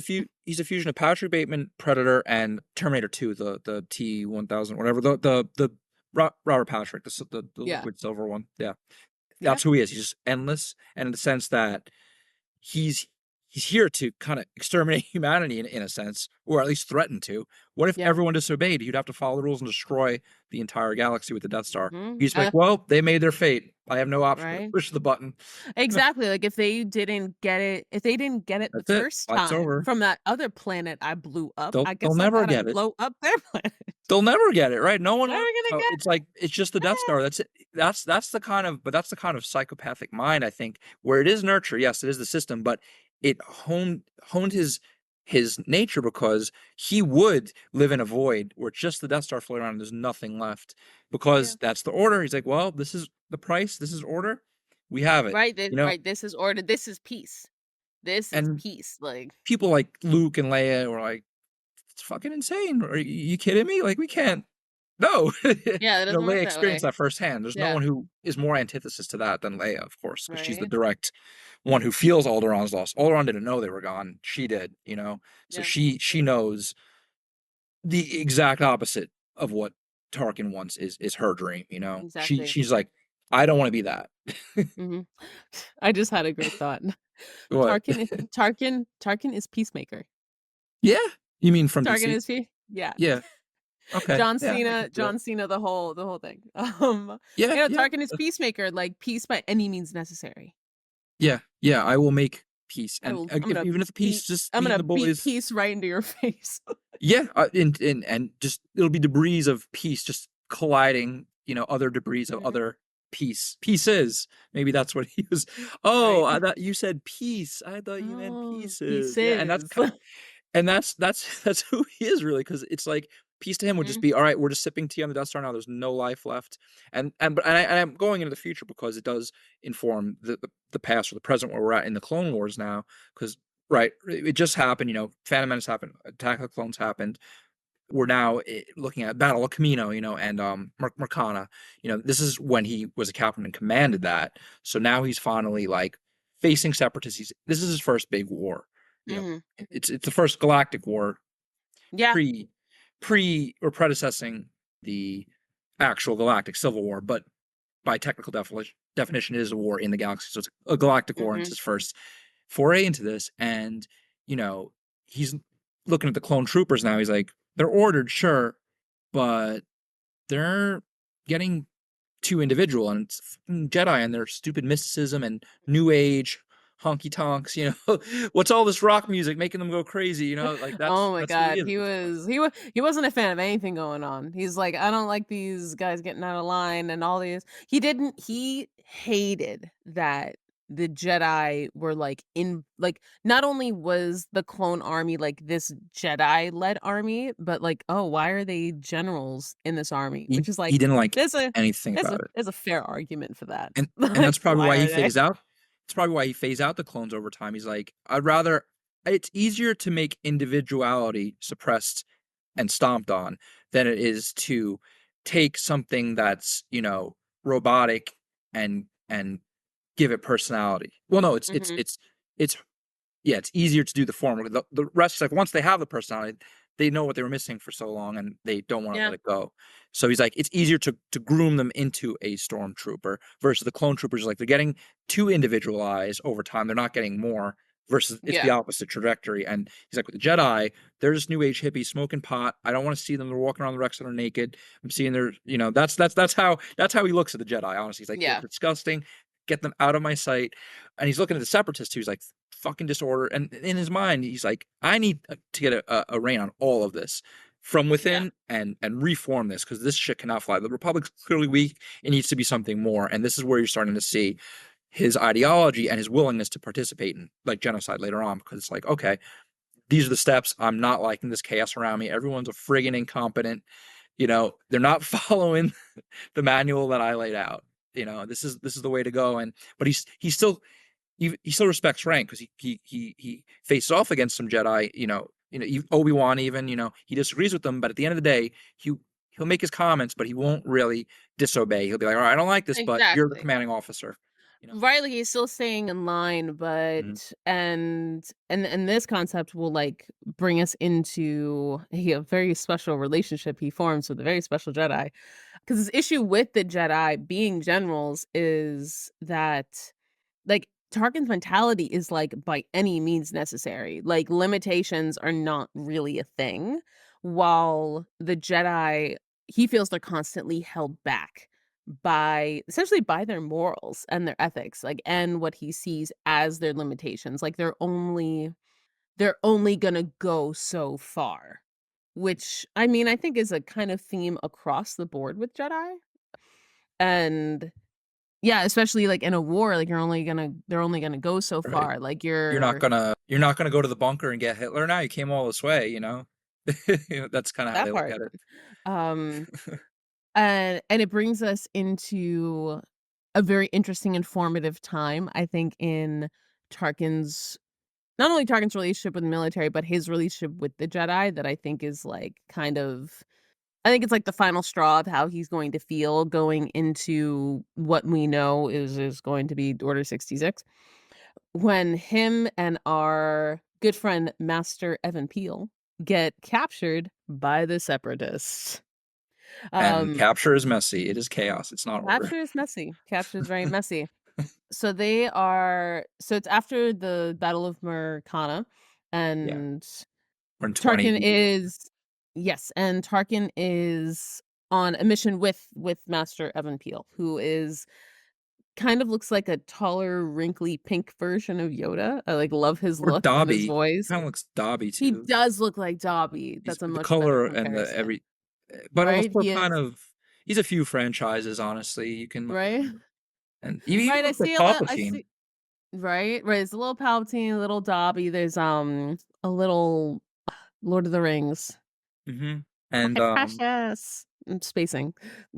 yeah, Gollum, yeah. Thank you, thank you. My girlfriend hates when I do that voice, so Taide, if you're watching, I'm not doing the voice. She did it, You I didn't didn't. do it. I didn't. That wasn't I me. did it very Hey, poorly. I didn't even do a good job. just in case You you're can just listening, or she knows when I do it, so no, okay, just putting that out there, okay. That's um, my kryptonite, but, so So they're on a mission to secure what is essentially called the Nexus route. It's a hyperspace route in between Republic territory and Confederate territory. And essentially would be like, hey, I can just hyperspace pop up into you guys and like pew pew pew. it's it's And it's it's valuable. Mhm. yeah, it's a valuable hyperspace route. And so they're on this mission, and the Separatists are taking over their ship, and they're about to get captured. And so Tarkin memorizes half of this plan, and Peel memorizes the other half of the plan, so that so that nobody like has all this information, and then they like wipe the hard drive. So all this information about the Nexus hyperspace route lives like in them, and they each have half of it. They're each, Um, two keys to the same door, they're right? the duality even here and what they do with the information is speaks volumes. It's really great writing. No, it really is, and I mean, it's also clever military strategy. And so they get captured, and then we get to go on a rescue mission adventure with our favorite heroes. So they eventually get rescued by None other Anakin, than yep. Obi-Wan, Ahsoka, who's stowed away, who wasn't supposed to be there, but she's always here for the smoke, so she's there. And And the clones, of course, he's like, "Great." And the You know? clones, and they're And all don't of our forget the favorite clones. clones. Who was there? Oh my god, Echo was there. This is when Yeah. Echo Mhm. gets kidnapped. Yeah, that's true. That's a Stop. good point. So sad. Whenever that happens, I'm so sad because I know it comes later. I'm like, "No, Echo. Don't Well, there's don't do the it." he starts coming this is where he becomes, like Tarkin becomes a player that's interacting with everyone because he is meeting yeah, Anakin and Obi-Wan come in, Yeah, Ahsoka, right? They're big players in the history annals, yeah, but, like, he also is talking still with Krennic and Urso, even, a little bit before the kidnapping. He was mhm, decorated after Camino for the first time, so he is still, you know, he answers to the Supreme Commander is the Chancellor, is Palpatine, so at this point, he's still in his employ, basically is for the latter half of his life, he really is, even under the Republic. So he still answers to him. He's still his boy, and yeah, he's keeping an eye on him. So he's decorating him. He's giving him all this, and he's working on the secret kind of harboring of the energy of the kyber crystal. So he's working on this in the background, gets kidnapped. But keep in mind, the Emperor trusts him enough to kind of like be privy or even get close to get a sniff of what the major plan is, just see how he reacts. Like he's testing well. He's testing well. He's like cologne, and he's like, okay, okay, he passes the smell test. And I feel like he kind of also was testing Anakin too, because I do believe Palpatine really never let a good crisis go to waste. He did kind of orchestrate a lot. He's like, oh, this is a good opportunity to let's see what happens when these two meet and how they interact. It would be interesting to think that maybe he wanted them to do this, to have this sort of, tete-a-tete, and they end up yeah, kind of agreeing throughout the course of this. yeah. Let's see if my dogs get together and play nice, Can they play nice over the meat? Yeah, exactly. right? Can they You can know, they and share a it's steak? And they can, yeah. yeah, no, and it's true. I mean, there's always like Palpatine's always manipulating everything going on. He's bad guy, good guy, master puppeteer, all of it.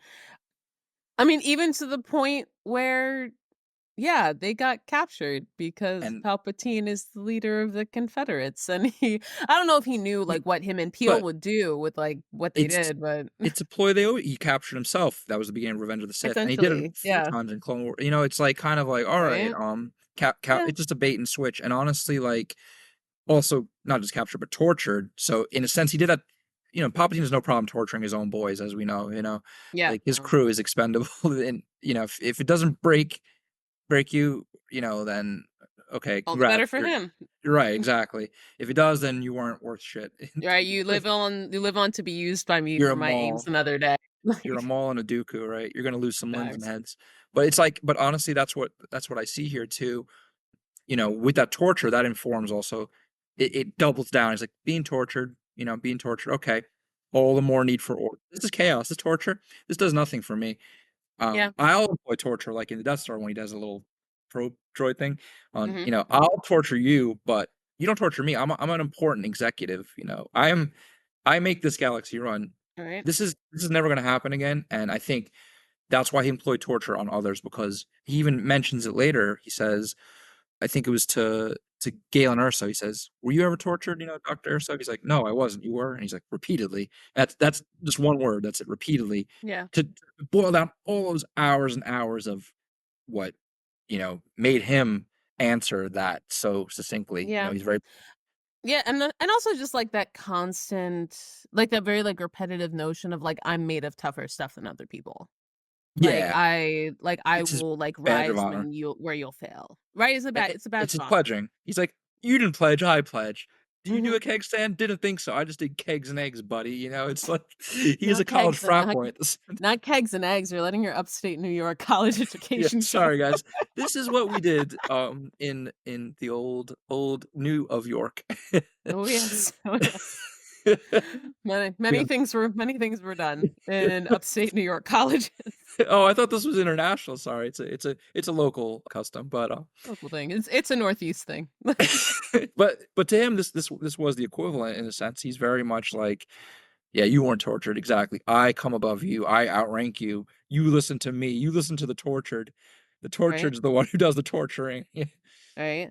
And I think that's another big gripe of his with the Jedi, particularly with the rescue. He was not a fan of Where being were you? rescued. He's like, where were you at on that He one? was not a fan of being He was rescued, humble. especially when like, so they go get Peel, and then like, "Oh, like, we have to go get, like, the other guys, we have to go get Tarkin in the other cell." They get him, and Tarkin's like, "Okay, like, we need to stay together," like, presents a plan, and Obi-Wan's like, "Actually, we're not gonna do that plan." And nobody listens to him, and he's pissed. He's like, okay, He's you like, "We have an orthodox, inferior plan." In his right? mind, All right, heathens, alright. right? Like, But that sho the that saltiness on shows his you face but that's when that they shows. just, like, leave without, like, even listening to him is hysterical. Yes, yeah, yeah, for real, it's like, "Alright, He's just like, who's the "We would smarty be" one?" It's me. right? Like, "We would be a stronger force if we stayed together." I mean, which isn't a terrible plan, But that but also this shows you his blind willingness to follow order. Like, if they were lemmings and ran off a cliff into lava, he would do it too because, like, "Well, they outranked me and they told me to do it. I don't wanna die right now. It's annoying. There's more chaos killing me, but the order is driving me to the chaos." That's his logic, you know? Just as it allows him to yeah. destroy a planet, he would kill himself in the upholding of the principle of order. At least I think so. I think he Mm. would sacrifice himself to maybe it's extreme in See, this case, but I See, I don't think I agree with that. I the think order he of will his follow reason, order until, like, his survival is called into question, because he will because always that's more order. survive until he doesn't later on. That is Be true too with because it's like that mission where he first met the Jedi, like, where he had to, like, take over because the squadron leader got them lost and they were in the wilderness, and he had to, like, pretty much, like, implement his survivalist leadership skills in order for the squadron to survive. And so I think that, and maybe that's just changed over the years, 'cause it's been quite some time for him, and maybe, like, he's learned, like, "Okay, this is, like, how I have to play the game." But I don't know if he would, like, just follow blindly to his own death, until I he think you're does. right, actually. I recant. I think you're correct because I think order is so ingrained, natural law to him, survival, fight or flight sort of thing. That is the supreme order in his primal instinct. And to him, the hierarchical element of that is his reason is takes order over senseless suicide. Because to him, that's just like that doesn't make sense to me. Why Yeah. would I do that? Maybe I think I revise that because you're right. I think he would say, in this case, I'm not being a traitor because they're being a traitor by being stupid. My reason Yeah. is subservient to order, whereas they are not. They're Yeah. whatever the government is not supreme order in this instance. I think Yeah. you're right. And I But think that that really. yeah. Oh, no, sorry, go on. Well, no, you continue. It's okay. You bounce off. Um, well, I was gonna say that really, I guess it makes me think of, like, kind of human nature in general, like how we have those, like, kind of two parts of our psyche, where, like, you have, like, and I think it's like what the difference, like, between, like, us and animals, or like us and, like Neanderthals, or like early man, Mhm. that you have the, like, civilized learned logic. You have logic and you have reason, and that ties into morals and ethics and personal beliefs and Layers. tribalism, right, and all the layers of that, but at the same time, like, you have that primal instinct, that automatic, that animal instinct that, like, drives us all at our core. Like, that you have to, like, learn the other half, but, like, this is, like, who we Right. are, or at least Right. that's what some sources And that's what say. I guess society and law is set up. So, because if we had anarchy, we just be listening to those primal instincts, sort of thing. So it's like you need Exactly. some semblance of order, not to the extreme that Tarkin believes. Of course, I think we'd all disagree. I think we'd all agree that Tarkin's wrong, but for him, he was right because again, that shows with the whole theme, he couldn't really be anyone but Tarkin based Yeah. on his nature and nurture. But in this case, like you know, this is a microcosm. This rescue mission is to him saying, "Here's everything that's wrong with the Republic. I don't like the way they're operating this." He's like, I Yelp this rescue mission one. This is a terrible rescue mission. You're hippie wizards. I don't like this to begin with. I don't like your friggin' Right? weird clones You that brought a get them away from child. me. You brought a child, right? Who is this? But I think he also senses a threat from Ahsoka because I think intuitively he knows she's no Jedi in that sense. She's gonna break from the order. And that's why, Yeah. like later on, and he's like, a Yeah. girl's gonna save me, and Rex is like, you gotta. She's mature for her age, and he's like, Right? no, I grew She's up in the grown. jungles of Eriadu. Yeah, sorry. Right? Yeah, no, oh my god, his beef with Ahsoka later is, like, so deep. But it But, starts it starts now though, this yeah, is it starts now. from first glance. It was hate at first glance, really. It was just like, Yeah. "Who are you and why are you talking to me?" And she's like, "I'm actually probably smarter than you by a few IQ points." And he's like, "Well, I don't like that because that upsets my order. That's they're tete-a-teting. Him and Anakin have more like-mindedness because Anakin has a gravitation towards tyranny, so they're agreeing more. She Mhm. has a more gravitation towards freedom, and you know, I don't want I'm not talking about the souls of the Yeah. spirits of Anakin and Ahsoka, but she ultimately is more decentralization. He's more order, order, order, and that's why him and Anakin get along in this mission. And they're seeing Mhm. future partnerships. And again, Palpatine's watching this. This is a microcosm. He's seeing Yeah. how this will play out on the galactic scale, and that's why even Obi-Wan is an outcast from the new thing, from Palpatine's new social circle of the Empire. He's like, that guy's not going to go along with it. Nope, she's not going to go along with it. But Anakin and Wilhuff will, and that's this is really what's boiling over on the galactic scale. And Peel's Right. just an unfortunate casualty of all this too, Right. because the Nexus route, if we want to go into that, Yeah. like how that resolves, I guess. Right. And I just had a very interesting thought, me and all my Oh, side sure. thoughts. Yeah, yeah, go Um, go for it. I guess like I think about because obviously like the central interaction in these like particular I think it's 2 episodes Mhm. that the rescue mission happens over. Like you focus a lot on like Tarkin and Anakin's like obviously development of their relationship and like Tarkin's interactions with Ahsoka. But I think it's so interesting to think about the juxtaposition, or I guess almost like a think of like a Venn diagram, like the overlapping thing with Tarkin and Obi-Wan. Because because I think about Mhm. especially That's true. Obi-Wan from the Dark Disciple novel, the one that's about Yeah, Quinlan Voss and Asajj and Saz Ventress. Ventress. And just, like, in that, you get a really clear view of, like, how Obi-Wan feels about, like, justice and what is right and, like, what is ethically and morally right and, like, how I mean, particularly in that one, how far the Jedi have strayed from, like, their original path in the light and keeping peace and their sense of justice. But Obi-Wan has, like, a very grounded idea of what he feels justice and right is. And, like, he's very set in that and very set in his, like, moral values. And it's almost in a way very similar to almost in a way very similar to quite a few bullet points as far as what Tarkin believes, but the difference Mm. is the level of empathy. Yeah, Like, yeah. Obi-Wan is, like, all empathy and all, like, caring and, like, fair and, like, just has, like, that warm heart to it.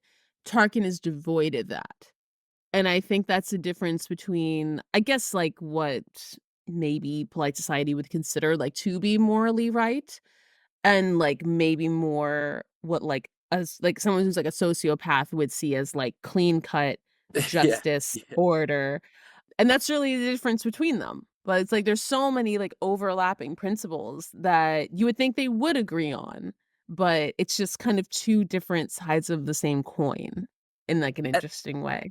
but at the end of the day, Anakin was primed for tyranny, but also primed for redemption, whereas Wilhuff was only one direction. He would make no U-turn on that because Yeah. at the very end, there's a lot of justification due for genocide, but at the end of the day, Darth Vader, turned around Anakin at the very edge of the cliff, whereas Wilhuff went off the cliff, really, in a Exactly, sense. and Obi-Wan is never anywhere near the cliff. Like Yeah, he stayed yeah, quiet. He's no. like, "I'm staying away." It's like Breaking Bad when he's like, "Walter," he's like, "You" spoiler for Breaking Bad, we didn't disclaimer that.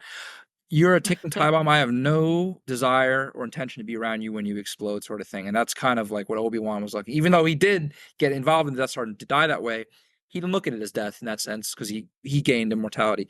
He didn't want Tarkin's kind of death, senseless destruction and murderous. Like, what did he accomplish except death in the universe? Look at all that order. Obi-Wan and the Jedi saw beyond that as fallen as their order was. Obi-Wan was like, this guy's got it all wrong, man. He needs to smoke the ganja. He needs to get on that force. Like that's Right? the problem with those military types. That's how that was the difference in ideology, and you're seeing it play out in this period too in the Clone Wars, which is really cool. Yeah. No, super interesting.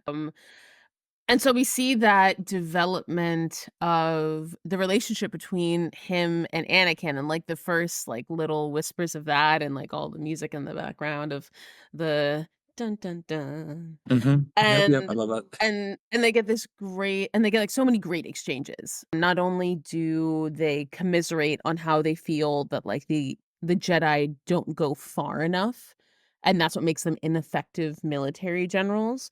But they also bond just over like, "Oh, I'm in good with the chancellor. I too Mhm. am close with the chancellor." I'm in. I'm in the in Right. crowd, yeah. Exactly, and, like, I think them both knowing like, I think Tarkin knows a little bit more, like, Palpatine's, like, aims, not, like, directly, I think he has, It's like, a little bit more inkling, while Anakin still, like, is very rose-colored glasses about it. well, it's Um sinister because it's like they're inviting them to this hostile, like the movie series, hostile society where it's like, this is the club, get and Tarkin knows it exists, and Anakin's like you said, a little rose colored there. Yeah, Anakin's in the foyer, but he's getting in. He knows he There you runs go. in, and they both know the same guy, and so it, like, then also shows them, like, "Oh, like, okay, like, this person has judged your character to be, like, inner circle worthy. Okay, like, maybe this is somebody that, like, I shouldn't just write off."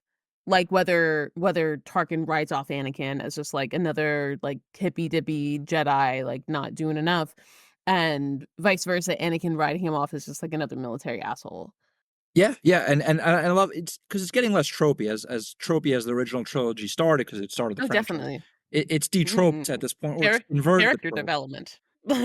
Right, the tropes are there, but you're getting layers, and you're like, "Oh, this is cool. I love it." That's what makes it so awesome. But like at this point, and unfortunately, Master Peel is just an unfortunate casualty in all this. He just became a plot device. Not saying he wasn't developed, but in this situation, he's like, "Damn, my death. What did it amount to? Really? I don't live to see the future." And they had a little funeral for him, but I guess they were just. I just honestly think he was just too ugly for the fans to look at. And they just like, we can't. He's not going to be in episode three. Why wasn't he in episode three? Well, we got to write that now. So I think that's Right, why they he didn't make the cut for Revenge of the Sith. But that's just my theory. right. Guys, send I comment. mean, Send I mean, comment. they can always get his backstory in, like, Tales of the Jedi, like, season 3. Right. Um, Yeah, yeah. We'll get right. We'll exactly. get that little episode about like, oh, what's going on here? Yeah. Right? Why and I why mean, what's with the eye? that's the glory of the animations, the amount of retconning they can do. Like, Ahsoka was at Padme's funeral, she was just out of frame. Like, I Yeah, loved and that. I love and I honestly, love that. even little things like that, right? That yeah, I like that. We could do like little interlude episodes, like you say, like maybe 20 minutes, like an episode on Master Peel's eye. How did he lose that? If you guys I didn't ever lose want to that. see that I didn't stuff, please lose let that us know. eye, right? Yeah, I mean, the Tales of series, I feel like those could go on forever. I they I are. love I love the concept, sky's the fucking limit, like, It just means Clone Wars is chef's kiss. not canceled. It's just there forever to me because it goes throughout the different eras. But to me, it just means unlimited green light for Filoniverse. Yeah, because I right, he love could do it. this in retirement. He could do this decades from now. I'm doing another I Tales installment. Right, I love it, like, anything Clone Wars style for me, like, the movies are great, but honestly, Clone Wars had me in tears. Like And the best I hate to say it, not no shade on Rebels, but the best part of Rebels were the Clone Wars parts. Anything that had to remotely do with it, like, oh, right? actually, When no, they like it started just overlapping, they're oh like, my we god, need I we loved need it. those characters back again. And but it made you Oh my god. appreciate those characters who worked more in the Ahsoka series and stuff. But that's that's neither here nor there, Neither nor there. as Tarkin maybe might say in his murderous rage. But That's something Tarkin would very much say, neither here nor there. Um, yeah, so by the end of this Citadel prison break, you have, the makings of the development of relationship with Tarkin. Peel's dead. Tarkin has expressed his initial dislike of Ahsoka, which will come back and around. and the Jedi, he actually officially recommends that they be phased out of military command. They're like their Hindu or hippie code, like they're peace loving here, or more Buddhist, I guess. It just doesn't jive with military command. You know, Yeah, drain the swamp. That's kind of what he's saying. He's like, and he's telling Palpatine that, and Palpatine's like, "What do you think I found you for?" You know what I mean? It's kind of like it's a self right. fulfilling prophecy there. Exactly. Phased Um, out, yeah. and that is, and then we don't really see Tarkin again until the what's called the Karita incident. Yeah. And, like, how do we describe this? Because it's not no, this isn't, this isn't the Rhydonium. bombing of the Jedi Temple. It's the bombing of almost him. Rhydonium, that's the word. That's like we're gonna go with Lumite. We got coaxium over here. Rhydonium is this, I guess, shtick of the week, right? It's There there is a nerd out there who knows the Star Wars element chart, right, yeah, and that is a motherfucker I'd love to meet because that's somebody uh, hardcore and that is the chosen who one. knows what all this shit is. Right. So what's element 34 like? Like, So, that'll be, let's blah, blah, blah, ites. yeah, It's I'm all not they're even all telling you. ites. They're all ites. They They're end all in ites, right? There's no ITE. double. Like, Or, they're or all this ites. one, or there's eums. Yeah, there's this one's like coaxium. This one's Oh, rhydonium. yeah. Rhydonium, yeah, that one. But Oh, it's it's shout it's out. so it's so cool though because this is where he's like facing death again, where he's like, shit, this is a dangerous galaxy. I guess I don't have plot armor, which he always knew getting into the game. Yeah, I mean, that's part of his, like, survival abilities. That's why he's trained the way he is. He's a survivor, is what it is. What was the Um, renown, right? That the separatists took that over. They came out of hyperspace out of nowhere, which is always a good way to surprise people. right? The concept of, like, dropping out of hyperspace is, like, suddenly there's nothing there, and then there's, like, a giant fucking Star Destroyer It's like when Goku that would just do his dropped out like, transmission. "Pew!" It's like when Goku or characters in Dragon Ball Z would instantly teleport, or even in Harry Potter too. Yeah, oh, that wasn't the theme song, but yeah, they would do flu powder, or they would, I forget. Oh God, sorry, it's been a while. What's it called? Aspirate? No. Oh my God. Sorry guys, technical difficulties. We're taking a Harry Potter I, Google break. yep, got it. This is important. Appar Apparate. There we go. Okay. I almost said it wrong. Yeah, when they would apparate, that was just like a plot device, to Mhm, instantly do that. And hyperspace is the ultimate. That's the those are always the climactic moments, emotional moments mhm, in Star Wars, because like, oh, you're in the battle, you're in it now. It's like, oh crap, and that's what right? they do here. And that's because surprise, you can always just capture Tarkin off. It's like taking the dinner plate away. This is what happens here. And he was trained for that moment. His mom or his father trained him for this Yeah. when they took that plate away. Yeah, no, that you can just lose all of it at any time. And but that kept him alive in this. It didn't save him ultimately because it's not a wise philosophy to invite death. His parents didn't teach him that, but it helped him in this situation. You know. Yeah. And at this point also he's an admiral, so he's getting up there. Yeah, He's getting up there. he was captain, now he's admiral in the Navy too, and he's Yes. he's still holding titles, not posthumously, but post. You know what I mean? Like post holding the post. He he's not governor anymore, but he's people still call him governor. It's like, yo, it's like Texas, hey governor. It's like that's just his Yeah. name at the saloon now, and he's like, you will address me by every title I've ever gone by. Ever had. Yeah, no, The great magnificent. literally until he convinces, like, Palpatine when he's emperor to establish, like, the Moff rank, yeah, he's Right. just, like, just a kind of infinitely Governor Tarkin. Right. I'm infinite all these titles, and you will address me with all of these, prefixes. And it's interesting Exactly. because it's like, whoa, pride much, like I guess he Right? really is starting to enjoy. That's where I see the relishment in the fact that he's letting these titles go about. But I think it's also a way to keep order through fear. It's like, yes, I'm the governor. It's like, don't Right? forget it. Remember that. And and speaking of keeping order through fear, we do finally have between 20 BBY and 19 BBY, we finally have the establishment, or actually Tarkin was rather brought into what is called the Strategic Advisory Cell's Special Weapons Group. And we start to Mhm. have pretty much he's brought into the very early stages of what will become the Death Star project. And, like, that's how he knows, like, he's achieved, like, this level of, like, trust, like, with the chancellor, that he's brought into this, particular almost like a think tank, I guess, if you wanna give it a comparison. And this is when he starts to learn that they're developing a super laser and they're mining all these different materials from these different planets. It's when they have Galen Erso, who is like who's like a scientific genius. They have, like, him doing kyber crystal research. They Rogue One. have right? Right, basically we The are plot of in Rogue Rogue One. One. Yeah. Like, The Jyn Erso and all that. Yeah. yes. And so I always thought that this was super interesting that even in the times of the Republic, like, they were already starting to develop this. And so and I don't even know if it even says, like, was because I know, like, Who eventually, like, he takes who over the thought Death Star and it's more his right. project, but who thought of it first? Like, was it Palpatine Palpatine's vision?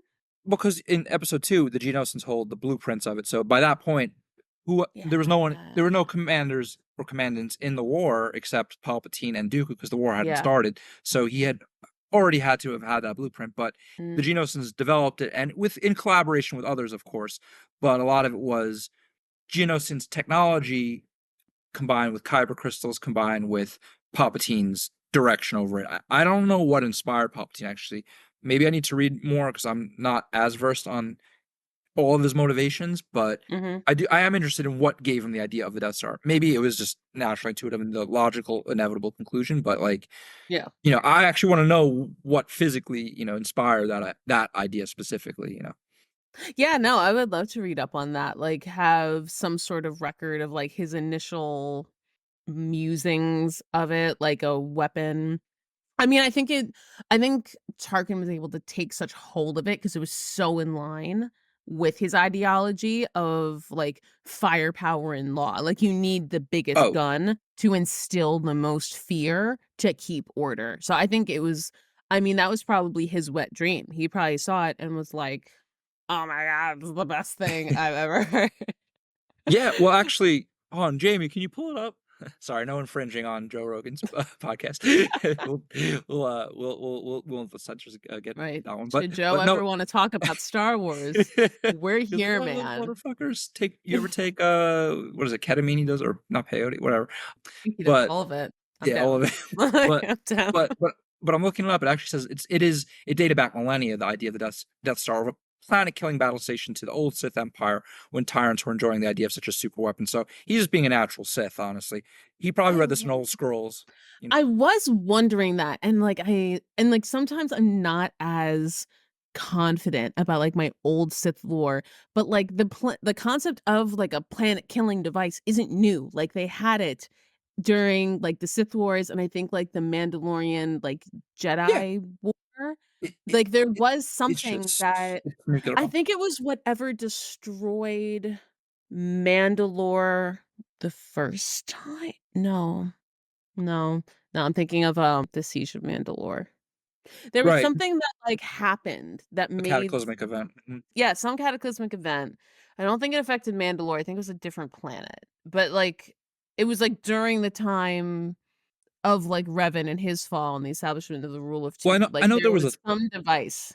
I know there was a thought bomb that went off, but that was before the rule of two. That's when Darth Bane was Mm. because it killed the thought bomb killed all of the Sith in the Legends universe, and then Bane was like, "All right, we need a rule of two because we can't have Sith body parts flying everywhere. We need Yeah. we need a little civility here. So I'm pretty sure that the thought bomb is different though from a planet killing Yeah. weapon. It But was something that's that, like it was something that, like, destroyed the ecosystem or something. Like, it right. was It was a poisoning. yeah.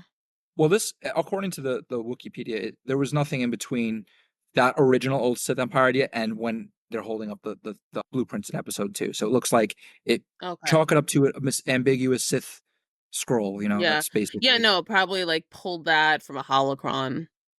Love a well holocron. I almost said between BB-8. No, that's a different era. Between BB 20 BBY and 19 BBY. Yes, he's in the special weapons group. That's what I was getting at. Sorry, he didn't do this before the kidnapping. He did this after when he was invited into the inner sanctum by Palpatine. Krennic and Erso, it's different variations or different degrees of involvement.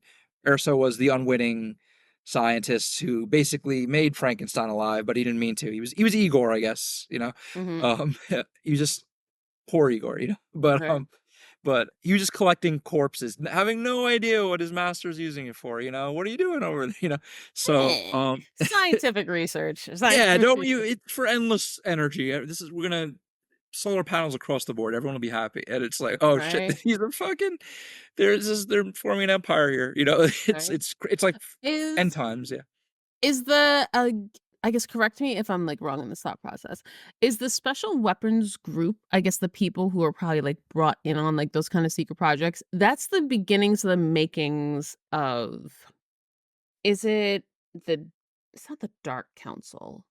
What's like the The evil? strategic advisory cell? Oh, no, no, that's what they fall under. Yeah, no, that's that. Onward. No, it's later. They have a live action one. I think it was in The Mandalorian that they like Well, showed like this like council and they were like I'm gonna kick I don't myself know if for not knowing what this is. Like Krennic like Tarkin was on it and Krennic was on it well, and they I became the think Imperial Rampart was there. Military Department of Advanced Weapons Research, Project Celestial Power. That's what it But became. it was like a secret council. And like they talked about Thrawn coming back, like, oh, when is Grand Admiral Thrawn going to be joining us Yeah, again? I forget the terminology. I'm sorry. Right, but you know what I'm Peop talking about, right? Listeners can always email. This is what it's collaborative. We're a community. Guys, shoot us the answers, if you got it for Right. listening. And Right. If I find it first, I'll make a you get it. Instagram post You'll about get a it. shout out. Yeah, you'll get a shout out, and we'll shout out your handle too, like the ad handle.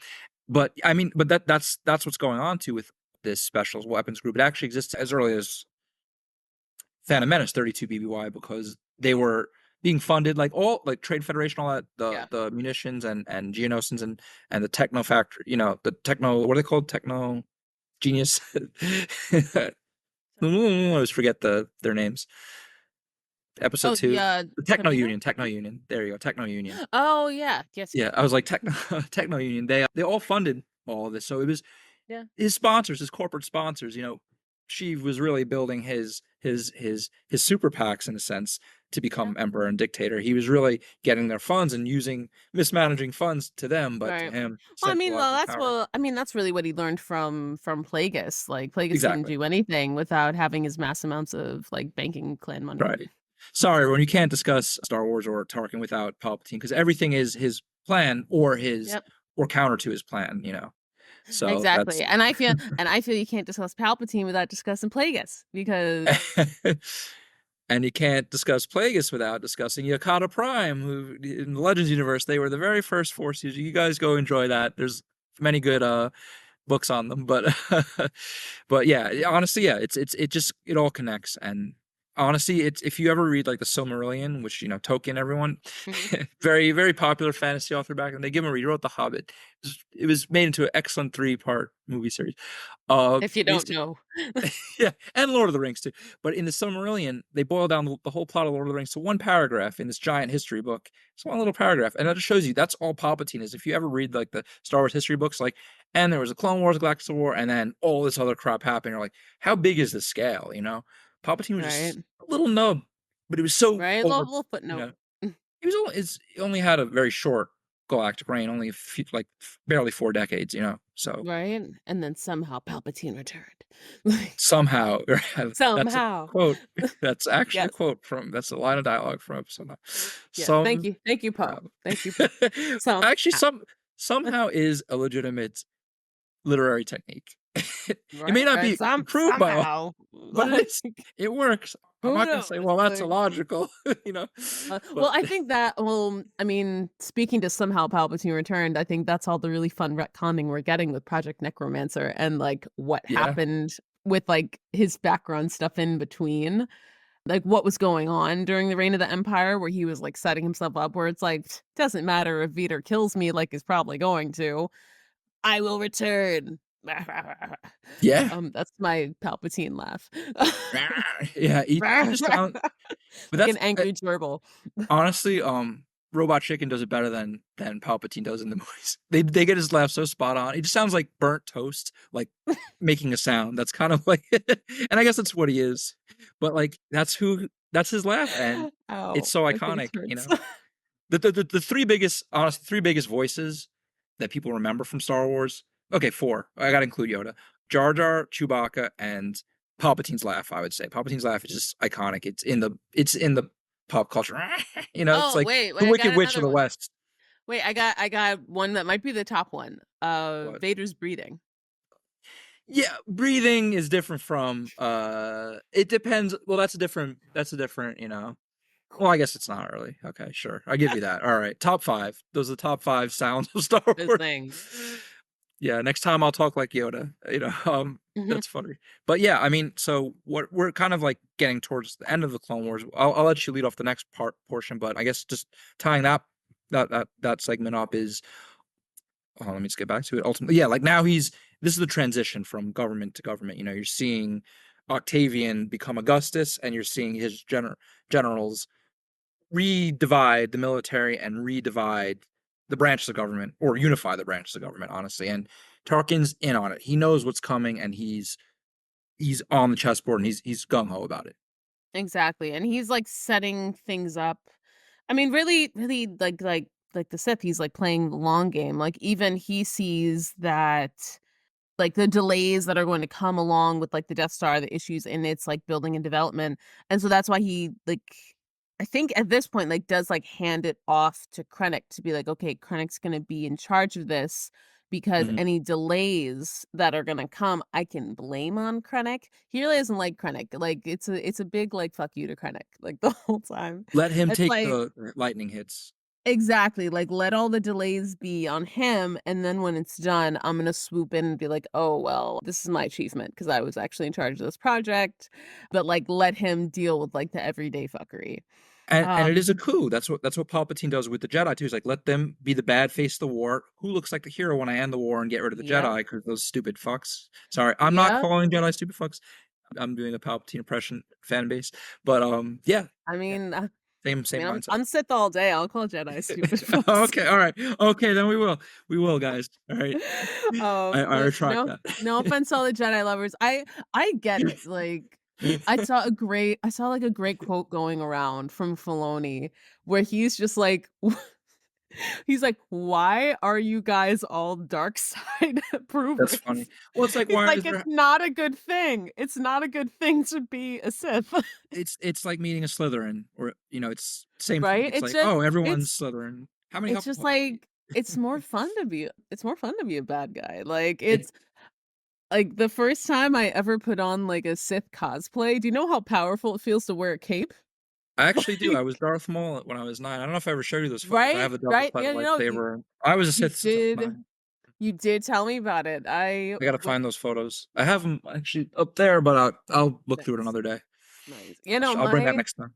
My third sister cosplay, oh my god, I walked around Comic-Con feeling so goddamn powerful with my cape wafting in the breeze with, like, my badass, like, double lightsaber, and I'm like, I know I'm, like, playing pretend, I feel really powerful right now. There's a whole The episode of best, Seinfeld the about that best. when George Costanza's father, Frank, Jerry Stiller, he has a lawyer who's Larry David in the show. Larry David playing the lawyer, he wears a cape, and everyone's like, "You take your legal advice from a guy with a cape?" He's like, "It's assertive, you know." He Very assertive, like, he has confidence. very assertive. My friend who was with me is like, when you walk down the hall, everyone, like, stares and, like, kind of, like, parts the Red Sea. I'm like, "Fuck Like, yeah, they do." who's that important, Like Uh, like, motherfucker? bitch, like, I had, like, the shoulder pads and, like, oh, I felt so cool. We're And we're that's the we're just power dropping that that's bomb. that's the power of the dark side, man. Love it. Yeah, I love it, and now we're like we're just flinging f bombs. I love it. This is the fuck you, like segment. So everyone, we're gonna devolve into that sometime. Just let you know, because this is for people who like to have fun as well. So, Exactly, but exactly. it is We're there's a lot of literary theory here, but it is also important to just let loose right? a little bit. Right? We can give all the fucks, no fucks, and enjoy some good literary composition. It's excellent. We do a We can lot of walk. things here at Mind the Force. We can chew and walk gum. But but yeah, but honestly, Um, yeah. So it's really cool though. Honestly, just everything that was going on in this period. Yeah, you can take the it's baton. It's you know what? And that's the best part of Star Wars. It's like it's so complex. Like there's so many layers. Like the whatever you think is going on over here, there's like 10 things going on over here. And it's like it all adds up to this interesting like story puzzle where you're like, oh, like they were doing this, but then you see this other content, you're like, oh my God, this thing was going on over here. Like while all of like the Death Star was started to be built and Palpatine was manipulating everything. Tarkin was focused on putting a teenager in jail. That is what he was really focused on. Because you have the bombing of the Jedi Temple, which will see one of our favorite series protagonists, Mrs. Ahsoka Tano, become quite disillusioned with the Jedi Council. Look at that. Wonder how that happened because they're such a trustworthy bunch. So in 19 BBY, there is a bombing. There's a Jedi temple hangar that's bombed. It's not, I think, the main temple, but like somewhere off on the side, and a bunch of people Yeah, die. it's a hanger. Really sad. Mhm. Bunch of Jedi, bunch of civilians, bunch of clone troopers. Big deal that this temple got bombed. Anakin and Ahsoka go to investigate it. They find someone who essentially planted these nanobombs. That person's in jail. This person says, "Hey, I want Ahsoka Tano to come visit me in jail." Ahsoka goes. She gets framed for killing this person, and then she gets framed for the bombing, and then she gets arrested. Then she goes on the run, and so now she's being hunted down, and essentially, she eventually gets like recaptured. She's in jail, and Tarkin's like, "Hey, we're gonna throw the book at this bitch." Like all this stuff happened, like, she Execution. right? Off with her Execution. head. We're like, "Oh, He now you're he starting to see goes his not murder." even imprisonment, he said death sentence, like, And through the force okay. as well. This is the first time he's saying the extreme. He's like, "This is Yeah, the Soviet extreme. This is the firing squad. This is where he's become Stalin at this point." exactly, Beria, exactly, he's like, "I am extreme." and he's very He's insistent that she is a tried, teenager. like, she is tried in a military tribunal, And as an like adult, well, he used it. I'm sorry to interrupt, but it's important for this. He yeah, used that pretext to get in. He said because clone commanders, or not even commanders, just troopers were killed. It makes this a military matter because military outranks civilian. Therefore, the highest organism that was killed in that order invites my my definition of order in, and I'm going to take over the show now. He moved Krennic and Ersa out of the way. He kind of set them up for their future rub out because he's like, I'm the bigger chess piece. They're just knights. I'm the queen, or I'm a rook or whatever. I don't know. mhm. Adios. Like, so now with this, he's like, Ahsoka Tano, she did this. This is not good. He's convinced of her guilt, though. I'm fairly certain. That's why he wants her dead. Oh, I yeah, think no, he think you this know, is he's like, "This is a great scapegoat." Like, I don't right. And even it's time. I think he, like, thinks she did it, and it's really convenient if she did it. And she was a bitch when she saved me that time. And he didn't forget that grudge. He's like, Right, right, that I'm smug child, fuck this I, kid. I'm reimposing my order. My order outranks her order. Yeah. It's Gideon all over again, Yeah, fuck it's this kid. exactly. Wow. That blew my mind. That's he's seeing Gid again. He's getting giddy over Giddy, poor old Giddy. But he is. He's poor Gid. This is all. He's just a pawn. That's his whole legacy. He's just seeing his brother in Ahsoka again, and now he's like kind of saying she's got to get out of the way because she's weak. She did this chaotic event, and it also is helping him politically and personally in many cases. But I'm looking into history too, and the Japanese did this in World War or pre-World War II in their in Manchuria. They would sabotage their own railroads and military kind of like Yeah. armaments and say the Chinese did it and give them a pretext to get involved. And they're like, this is why Yeah, we're going to take over the world now, along with the yeah, Nazis and the fat. We're just going to, because they attacked one of our guys, and that's exactly what Tarkin did. And look what he did. The Greater East Asia. I always forget what they wanted their empire to be called. He's basic prosperity sphere. He mhm, wanted to create that, and this was his in. This was because this is shortly yeah. after. There's so many instances in history where I could be like, "Oh," like, they just like, Yeah, we did it. We they did it. Honestly, yeah. they just needed an excuse. Well, They even World War just One, needed an big excuse to, shot. like, get in there and, like, Well, do whatever that was an error. the Yeah, but I mean, yeah, right? But I mean, even lowly soldiers, though. But what I'm saying is like he just used the lowliest rank of theirs to basically say yeah, he's still above all civilians. Therefore, it justifies what we're about to do, and which is kill it. And it not an innocent teen because he did again think she was guilty, but he's making an example. Just he did with what Kana in the Sun. What was her name? mhm. I always forget Yeah, her name. I think it was, yeah, Kana. Kana, yeah. When he threw her into the sun, basically, or steered her into the sun, he's doing the same thing over, and he's replicating what he will do with Alderaan. Yeah, You're seeing these patterns now. His psychological state. exactly. Exactly, it's a scapegoat, like, Kana was a pirate, was a sign of disorder. He also sees the Jedi as a sign of disorder, and he's like, "Okay, here's a Jedi I can put on the fucking chopping block to be like, hey, here's an example of this problematic community, and we need to, like, work to That's eradicate that, that's putting it lightly. Yeah, for sure. and I'm gonna fly this bitch into another sun." Like Exactly. Metaphorically, he's like same shit, different day. And there's a whole episode we did on Barasafi. See more if you want to see more of this. this specific incident, Exactly. a Right little at the cross promotion. specific scene, like, Right, this this is specific, but it showed very you, involved. and as listeners, she, Barasafi framed, you know, Ahsoka here, and there was a look of surprise sort of on Willis on Tarkin's face because he was Oh, like, yeah, no, he didn't expect that. And you know what I think is interesting? I don't think we talked about this in Barris, we didn't that mention his involvement. Mhm.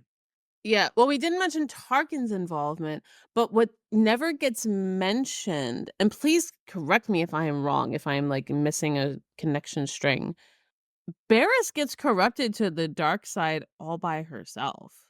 Mhm. Like, corrupt to the dark side, like, at no point is it like, Separate. oh, Palpatine, like, went in there and was, like, manipulating her. She independently Yeah, she yelped the Jedi. yeah, she, Gave a like, different ate review. exactly, she, like, got exposed to that LSD flower, Yeah. like, her mind got blown open, and she's like, this is all suspicious." And, like, she did all that all on her own, like, there's never any mention of Palpatine having any involvement. So, that was all very convenient. That was all super convenient for Palpatine because so many good things came out of that. Not only did it help promote the idea that, like, the Jedi were, like had, like, corruption within their own ranks, whether it was gonna be Ahsoka or it was gonna be Barriss, but it also got, like, Ahsoka out of the picture, which he needed in order to, like, get his claws deeper in Anakin. Like, that's all very convenient for Palpatine.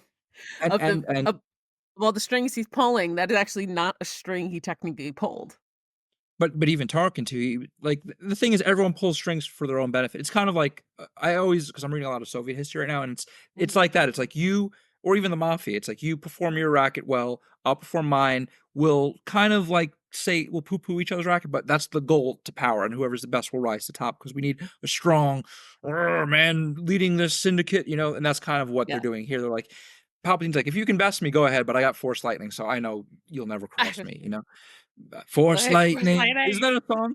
Force lightning. No, I'm just kidding. But I think you're thinking of Grease Lightning. I know, I'm just kidding. I just kidding. That would be a great remix. I'm sure it's been "Go done. Force Lightning, you're burning up." I'm sure it's on YouTube, but or maybe even Daily Motion. But Wilhuff here is pulling strings as well because he's also seeing, okay, she's a means to an end. Let's get rid of Ahsoka. Fail there, dang it. Whatever, Barriss out. Okay, scapegoats may not have the impact that I wanted, but even like with Obi-Wan, he sees Anakin as an exception and more like-minded. He's not really grouping him and categorizing him as that because of their discussions, but he's definitely like he talks to Plo Koon when Plo Koon says these names are so easily mispronounceable. Plo said Cocoon, or yeah, the names are just very, yeah. You gotta say it a lot. So We've been Plo talking for Koon, almost 2.5 hours. We're allowed a few yeah, a missteps. few gaffes and garbles. Plo Koon says, oh, I don't think she's capable of this. The Togruta would not do this, and Tarkin's like irrelevant and transmission. Like it's like when he calls Vader I an old, forgot about that. yeah, and he calls Vader an old fuddy duddy in New Hope. Maybe that's not the exact, but Right, but basically some he's of like that. you're a tattered cloak. You're Get out of my right, you're a relic of, like, a relic, an an old ancient religion. past. Yes. Yeah, a Well, relic of I an mean ancient that's the religion, line, yeah. But or, like, but an but eradicated religion, whatever it was. but that's what he's saying. He's like, you're irrelevant. You're already the past. You're already dead. Why are you talking to me? I don't need to waste my breath on you. I know Right? you'll be dead shortly. Click. Intuitively, he didn't know Order 66. I don't think he was in on that because Palpatine wouldn't have No. jeopardized it that way. But he still knew you don't fit into this new order that I'm seeing, Yeah. and Palpatine and I, we both see it, and I know that he knows that I know that you don't fit. So I'm not worried about you anymore. I'm the big dog in town. You're on your way out. Yeah. Adios. You know. But that No, that word very irrelevant. The words he uses specifically were like re-tortured repeatedly. She's innocent, irrelevant. He's just mhm. boiling down like Yeah. I mean, it's pragmatic. That's his nature at the end of the day. He's very straightforward, very black and white, very ones and zeros. does not I mean, compute. like right, does not compute. I mean, like I said, that's very similar to Thawne. It's very similar to Barriss. It's very similar to this is what I know. This is how I operate. I don't really have a lot of gray area. Like, it's just very, like, very regimented. I mean, all the, like, kind of comparative tropes, like, very militaristic, very sociopathic, very just like that straightforward, clean cut, like, "This is what we do and this is how we do it." Like, there's no limitations, there's no questions of, like, moral plateaus or even really ethics. Like, it's just like, Just "No, well, this is what we're doing." it's power for the sake of power, just pursuing it and shifts with the wind. Yes, he has a military more not even morale, but he doesn't Mhm. have morals per se. His only moral is order and Yeah. power, really. It's not very Yeah. complex, but it makes him layered because of that, you know? Yeah. And we can even discuss his sexuality, which never was really broadcast, I think, because I mean, it is a more tolerant galaxy there. Obviously, you're seeing that in the comics and whatnot, but like in that setting, I don't think it was like discussed, you know, who he is of bifurcating lives. Like he can be the guy without a shirt, you know, chasing the wildcats, and he can also be a guy in a military uniform and just completely separated. You know, it's like his order allows for some breathing room, and not just with his um lives that he doesn't discuss really with anyone, you know, but he's very multifaceted. You know, he's not a trope. That's why we're having two episodes about him. He's so deep and layered because like he's a real person. You know, even though he's Yeah. fictitious. You know, he has all of the complex psyches that would make someone like him. You know, he's a very interesting character, Yeah. as I'm sure you You guys know agree. we even talked about before, like, even the satisfaction he finds in, like, a well-designed uniform, or Yeah, the satisfaction of, like, something we didn't talk about, or I guess we'll talk about more, like his favorite ship. He has, like, this, I don't know if it'd be a cruiser, or I forget, like, what the distinction of the of sure. Yeah. the of the of the destroyer is, but, like, it's his favorite thing, and, like, it's his office there is, like, so well designed, and he's like, "This is my favorite place to, like, relax." And, so he's I mean, he's an onion, we're peeling it on back. He's And quite a complex guy. he named his ship carrying Spike too, which is an Yeah. interesting, you know. Yeah, no, right Yeah, after his battle with the big cats, wow. that's what's it could create some confusion on the nomenclature. So be careful with when you look at the indexes, folks. You know, Ooh, there's two different carrying Spikes. right, 2 different carrying spikes. And I've enjoyed him so much as a character. Cause yeah, you get so little of him, obviously, like, in the original trilogy, like, just what did they say, like, 24 lines or something in A New That's Hope? yeah. And then, like, you get more fleshed out, like, in the animations, and you get even more fleshed out in the novels, and, like, these little, like, clues to his, like, personality, like, in a few comics. And I think through his relationship, particularly with how he views the Emperor and really his relationship with Vader, like, I can't wait for the next episode, and, like, just its whole relationship with Vader is so interesting. Oh, 100%.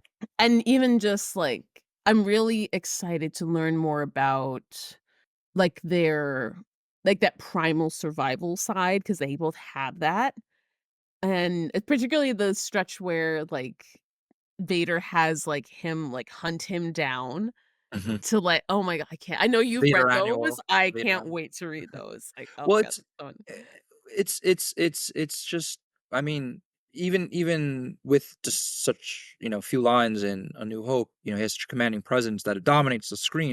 And a Yeah, lot of I like to thank the actors. Thank you, Peter Cushing, for existing. You know, I know you're no longer here on this earth, but his face, he had that cut, you know, he was the part. right? No one else could have played it. And his menacing eyes, that was so tense. You know, that was basically an indie film that was big Hollywood. If you ever watch, you Right. know, the making of like it's amazing what George Lucas did in the sense that like he relied a lot on the shots, yeah, and the technical aspects of it, but also the actors' Mhm, looks and faces and stares. And he had such a menacing, like what is, they call it in Sopranos, Manson lamps. You know, like Charles mhm, Manson. He had those yeah, eyes that just cut into you. And when he's right? watching like this planet about to be destroyed, it's so tense. And that launched not launched the cult of Cushing, but it launched the cult of Tarkin. You know, and it made Star Wars a success because that was a very climactic scene, and it brought Empire Strikes Back. You know, a lot of it was his face, him as an actor, Yeah, his role. Tarkin is. he's the key to all this, as they may say Right. about other characters. But he Right. really he's underrated in terms of his impact on the franchise. He's always kind of just buried as a background character, but he's very, very pivotal. Oh, 100%. And I can't wait to, particularly with that moment of Alderaan. Like there's so much, like we're really gonna delve into like the military book that I introduced you to. And also even just the point of satisfaction of like how they talked about like he's satisfied by things, he enjoy things.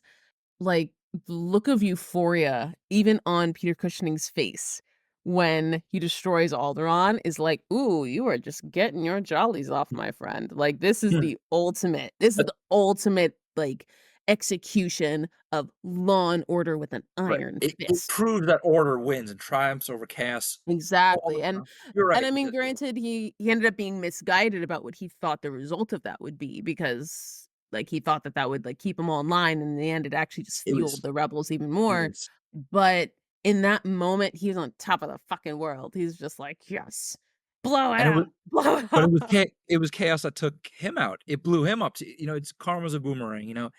That chaos that he inflicted did come that it just bounced right back, and it's like shit. And exhausts port. That's how. If he knew that's how he died, he'd be kicking himself. He'd be like, "You deserve that, you idiot! You deserve to get blown up 10 Yeah. times." Like because he's like, Yeah, There's no, no room and for order. I think Find me the we man who designed will this." right? I think that we will be doing a lot of inference about the human condition, and I mean, I it's gonna be great. I'm so Yeah, excited. tune in, everyone. Make sure you're there for part two. Yes. Duel of the Fates. Yes. There, we're trying to Yes, think of no, our we branding. we still don't have I forgot about that. Suggestion, We come still on, don't you guys have can contribute. Yeah. right, we would love suggestions for how to name so at Mind the Force, we have different episode structures, as you guys have experienced. So we have our, like, character, like, trilogy episode series. So you have, like, the 1, 2, 3, like we had with Anakin, like Mhm. we'll soon one day have with Vader. And, of course, you have, like a single one-off episode, there's not really a name for that. But when there's 2, we need we need something that represents that, and so we fooled around with duality, we fooled around with, like, double saber episodes, what's something that can we need a pun. Mhm. We need a Yeah, pun here, so people, like you throw it at us, yeah. We're for duologies like this, we're looking for just something to Brad, we're still an early podcast, but of course we wanna take off more because it's just cool to talk about the psychological aspects, which we don't think anyone does, so we appreciate any support in just terms of, like, just word of mouth and engagement. It helps, and it goes a long way, and it builds the community of Star Wars, which is what we're all here for, right? It speaks to something right? larger. Well said, my friend, well said. And I think that is a brilliant segue to wrap it on up. Yeah, no, this has been an awesome episode. I mean, I've enjoyed oh my god, I had so much fun today. This is a great use of Eh my Thursday night. Yeah, Um, as always, please go and follow the pod. Go to Spotify, go to Apple Podcasts, go to YouTube, go to the socials, and you'll find the link tree Instagram. to right? You got Instagram, you got Facebook. You'll find the link in the bio that'll take you to all the clickables and everywhere where we're posted. I'm always throwing us up on some new platform. We'll be up on Patreon very soon. I might be up on Patreon, but like don't go there yet because like I have to fix it. And there's a lot of fun stuff coming out. Like with the Patreon, like we're gonna start to have some like fun little goodies for you guys. Online content, like merch content. There's big things coming at Mind the Force. We're working on it. I'm Um, here as long as I'm breathing, so I just love talking Star Wars, it's the coolest thing. isn't it the most fun? What a great like first world privilege we have to sit here Yeah, and nerd out on Star Wars. It's great. 100%. Yep, yep, and I like the history aspects, I like the fantasy, it all comes together, really. This is the perfect melting pot of every genre, of every cultural aspect. I just think Right? Star Wars does it all, and there's It's there's just there's a a lot to explore. right? Like perfect world building. Perfect world building. Like so many fantasy worlds do it so well and I don't know if anyone does it as well as Star Wars. I get there's detractors. It's not everyone's cup of tea, but some people, they call it corny and stuff. I'm like, that's kind of the point. It's the Flash Gordon element, but doesn't Right. mean, that's why when you get those profound moments, it's like, whoa, that's really awesome. And then the action, like, it's very Yeah. hard to like it. I think you almost kind of have to like not be watching. I'm like, are you watching the same thing I am? So Star Wars, it's a Right. classic. We all grew up with it, our families too. Like my dad took me in, see Phantom Menace after I'd watched the original trilogy on VHS tape, so it's nostalgic for me, it brings me back to when we had VHS tapes, Right. it's just there. I think that it's I think that it's interesting because so many people are like, "Oh, like never forget that Star Wars is for kids. It's a story for kids." And so sometimes like, "Oh, you shouldn't look that deep into it or it can't have like these mature themes or like these like deep like existential things going on." And I'm like, "Well, Grimm's brothers and fairy tales, like those were written for children. They were written as lessons for children really at the end of the day, and they were, like, quite graphic, quite gruesome, very deep, and I feel like the same themes kind of ring true. Like, why can't we have thought-provoking content that is meant to teach us something? I honestly, my English degree is about to come in handy for change, and I guess legitimize and saying you are correct because that is the nature of storytelling, and what you just said is exactly the purpose of storytelling. So I'm glad my English degree came in handy finally. It's true. It's like who people are too dismissive of art. Some things are clearly not art. We can have our arguments on Jackson Pollock, for instance, but like uh, it's more the action there. But with something like this, it's very subjective. And who are you to say one person's enjoyment or I guess what they saw in it is not valid in that sense. That's what we're here for, to have discussions. The fact that it brooks such discussions in the first place shows you how deep Star Wars is. So the people who say it's just for kids, I just don't think they're willing to engage with it for whatever reason. They're just having a block, and that's Right. fine. There's other interests in the world. It's not for them, but I just disagree. I don't look at Star Wars with that lens. Exactly. For every person I tell about this and who's like, "Oh my god, I love Star Wars," I must have like 5 that are like, "I've never really watched Star Wars." And I'm like, But "That's it's exciting. okay." It's Like it's exciting though sometimes because then you get to sit them down like I get to show you like I've right? had some Right? Like someone you know showed me, like somebody had to be like, "No, this is great. You're gonna love it." And here I am. What year is it? 2024, 4 I years later? remember I remember you were a late bloomer, but better late than never, as they say. And even like my friend Exactly. Ashmeta, Ashmeta from Freeport. Hey, Mhm. Ash, if you're listening, I'm sure you are. I showed her in high school. She's like, "Oh my god, this is amazing!" But I have to show them in release order. It's very hard to start with episode one, and go to six. I got to do four, five, six, one, two, three, just because it's. I think that you can't ruin the Empire giveaway. It's better to ruin the Who's the Sith. Like, Ah! oh, you disagree? I disagree. Okay, I that's fine. Yeah, I'm a episode order because I tried watching A New Hope years ago, years ago, and I wasn't invested in it. I'm Oh, to like, get into it initially. like Interesting. Oh, yeah, no, I find that starting like an episode order starting with like because it's the story of Anakin, the story of Anakin Skywalker, until you get to a point. But, like, starting with him and understanding, like, why I should care about all these characters, like, coming in on Luke, I'm like, "Okay, alright," interesting. I Well, don't you know what? really I guess I don't understand the character motivations if I start at A New Hope, but, like, Because it's if I envious, start right? at 1 and I get through by the time you get to New Hope, you're like, "Oh shit, those are the kids," and, like, he's Vader," and, like, all this is happening, and like, yeah, you have Right, things right. that, like, obviously don't connect as well because 'cause they're made, like, 30 years apart, but Mhm. I found I was more invested in what was going on by the time I got to the later stories because I knew all the history of it. And, like, Oh, even more right. so with Clone Wars, like, once you add that in, you're like, "Oh my god, there was this whole intergalactic war, and it was crazy," and, like, it was actually being built, and then, like, I read Plagueis, and it added even more to it, like, everything builds on it. Well, that's interesting. Well, hey, we're taxpayers. We should call the government and say we need to subsidize a study. I want to see this. Put people in a room, make them watch in release order and in series order, and get the responses. I want a study funded on this because I think it's cool. I do like to see because I never actually introduced someone to the series that way, so that would be interesting. I don't know if my wiring will let me do it, but I do like to compare, but you can only do it with one person once, you know, so you'd have Right. to do different people. Alright, I had, in the Chewbacca episode, oh gosh, I'll have to go back and ask, but my co-host, he presented shout out JB. He presented actually a really interesting way to watch the movies, where you actually I think it's you watch 1 to which one is Oh, I know. It's yeah, you, like, skip to, 1, like I think 1, you 2, I think 4.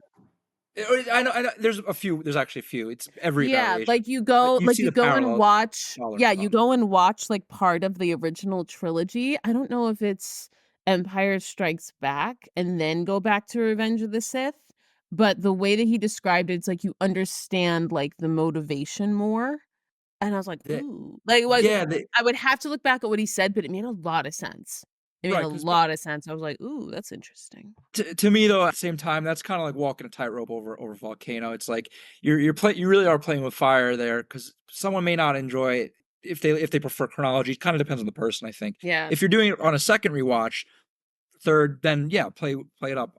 Hell, I like to do 6-1-4-4-4. I just watch that 3 times and I don't watch the other. right, No, I'm kidding, but everyone's got their own. And you got right, not many people add 7, 8, 9 to that mix. This because this thing's been going on before 7, 8, 9. So I'm not really throwing shade. yeah. I'm just saying this has been going on for decades, really. Yeah, I really enjoy the Disney timeline that they have, on Disney Plus, Mhm. they have the Star Wars timeline. I Oh, think oh, that's that one. Yes, yes. great. In the I think comics, that's they do it great, really like, to well. watch everything in chronological order like that. It's great because Oh, well, I agree, and that's my dad recently did that too. He's like, "I just had a ball." He's like, "Wow, I love the story because so it makes fun. sense." 'Cause and So he's older in his years, so I've met so many people that have done the chronological watch of everything, and they said they had such a good time. it's it's it's it's just I mean, I have done that too, and it's more cathartic because 'cause you're like, "Ah, good ending, not the bad ending." You know? Right? Right. But yeah, I don't wanna Ugh. derail too much, but that's all I gotta say. Okay. All right, guys, we're wrapping it up. I already told you where to go on the socials for all your big thoughts, questions, feels, and to answer any of the very engaging questions we asked today. Mhm. Shoot us an email, mindtheforestpodcast@gmail.com. And please stay tuned for part 2 of Tarkin. And thank you for joining us today on another Yes, exciting episode of Mind the Force. thank you profusely. Without you, there would be no us. We'll see you next time. Stay mindful.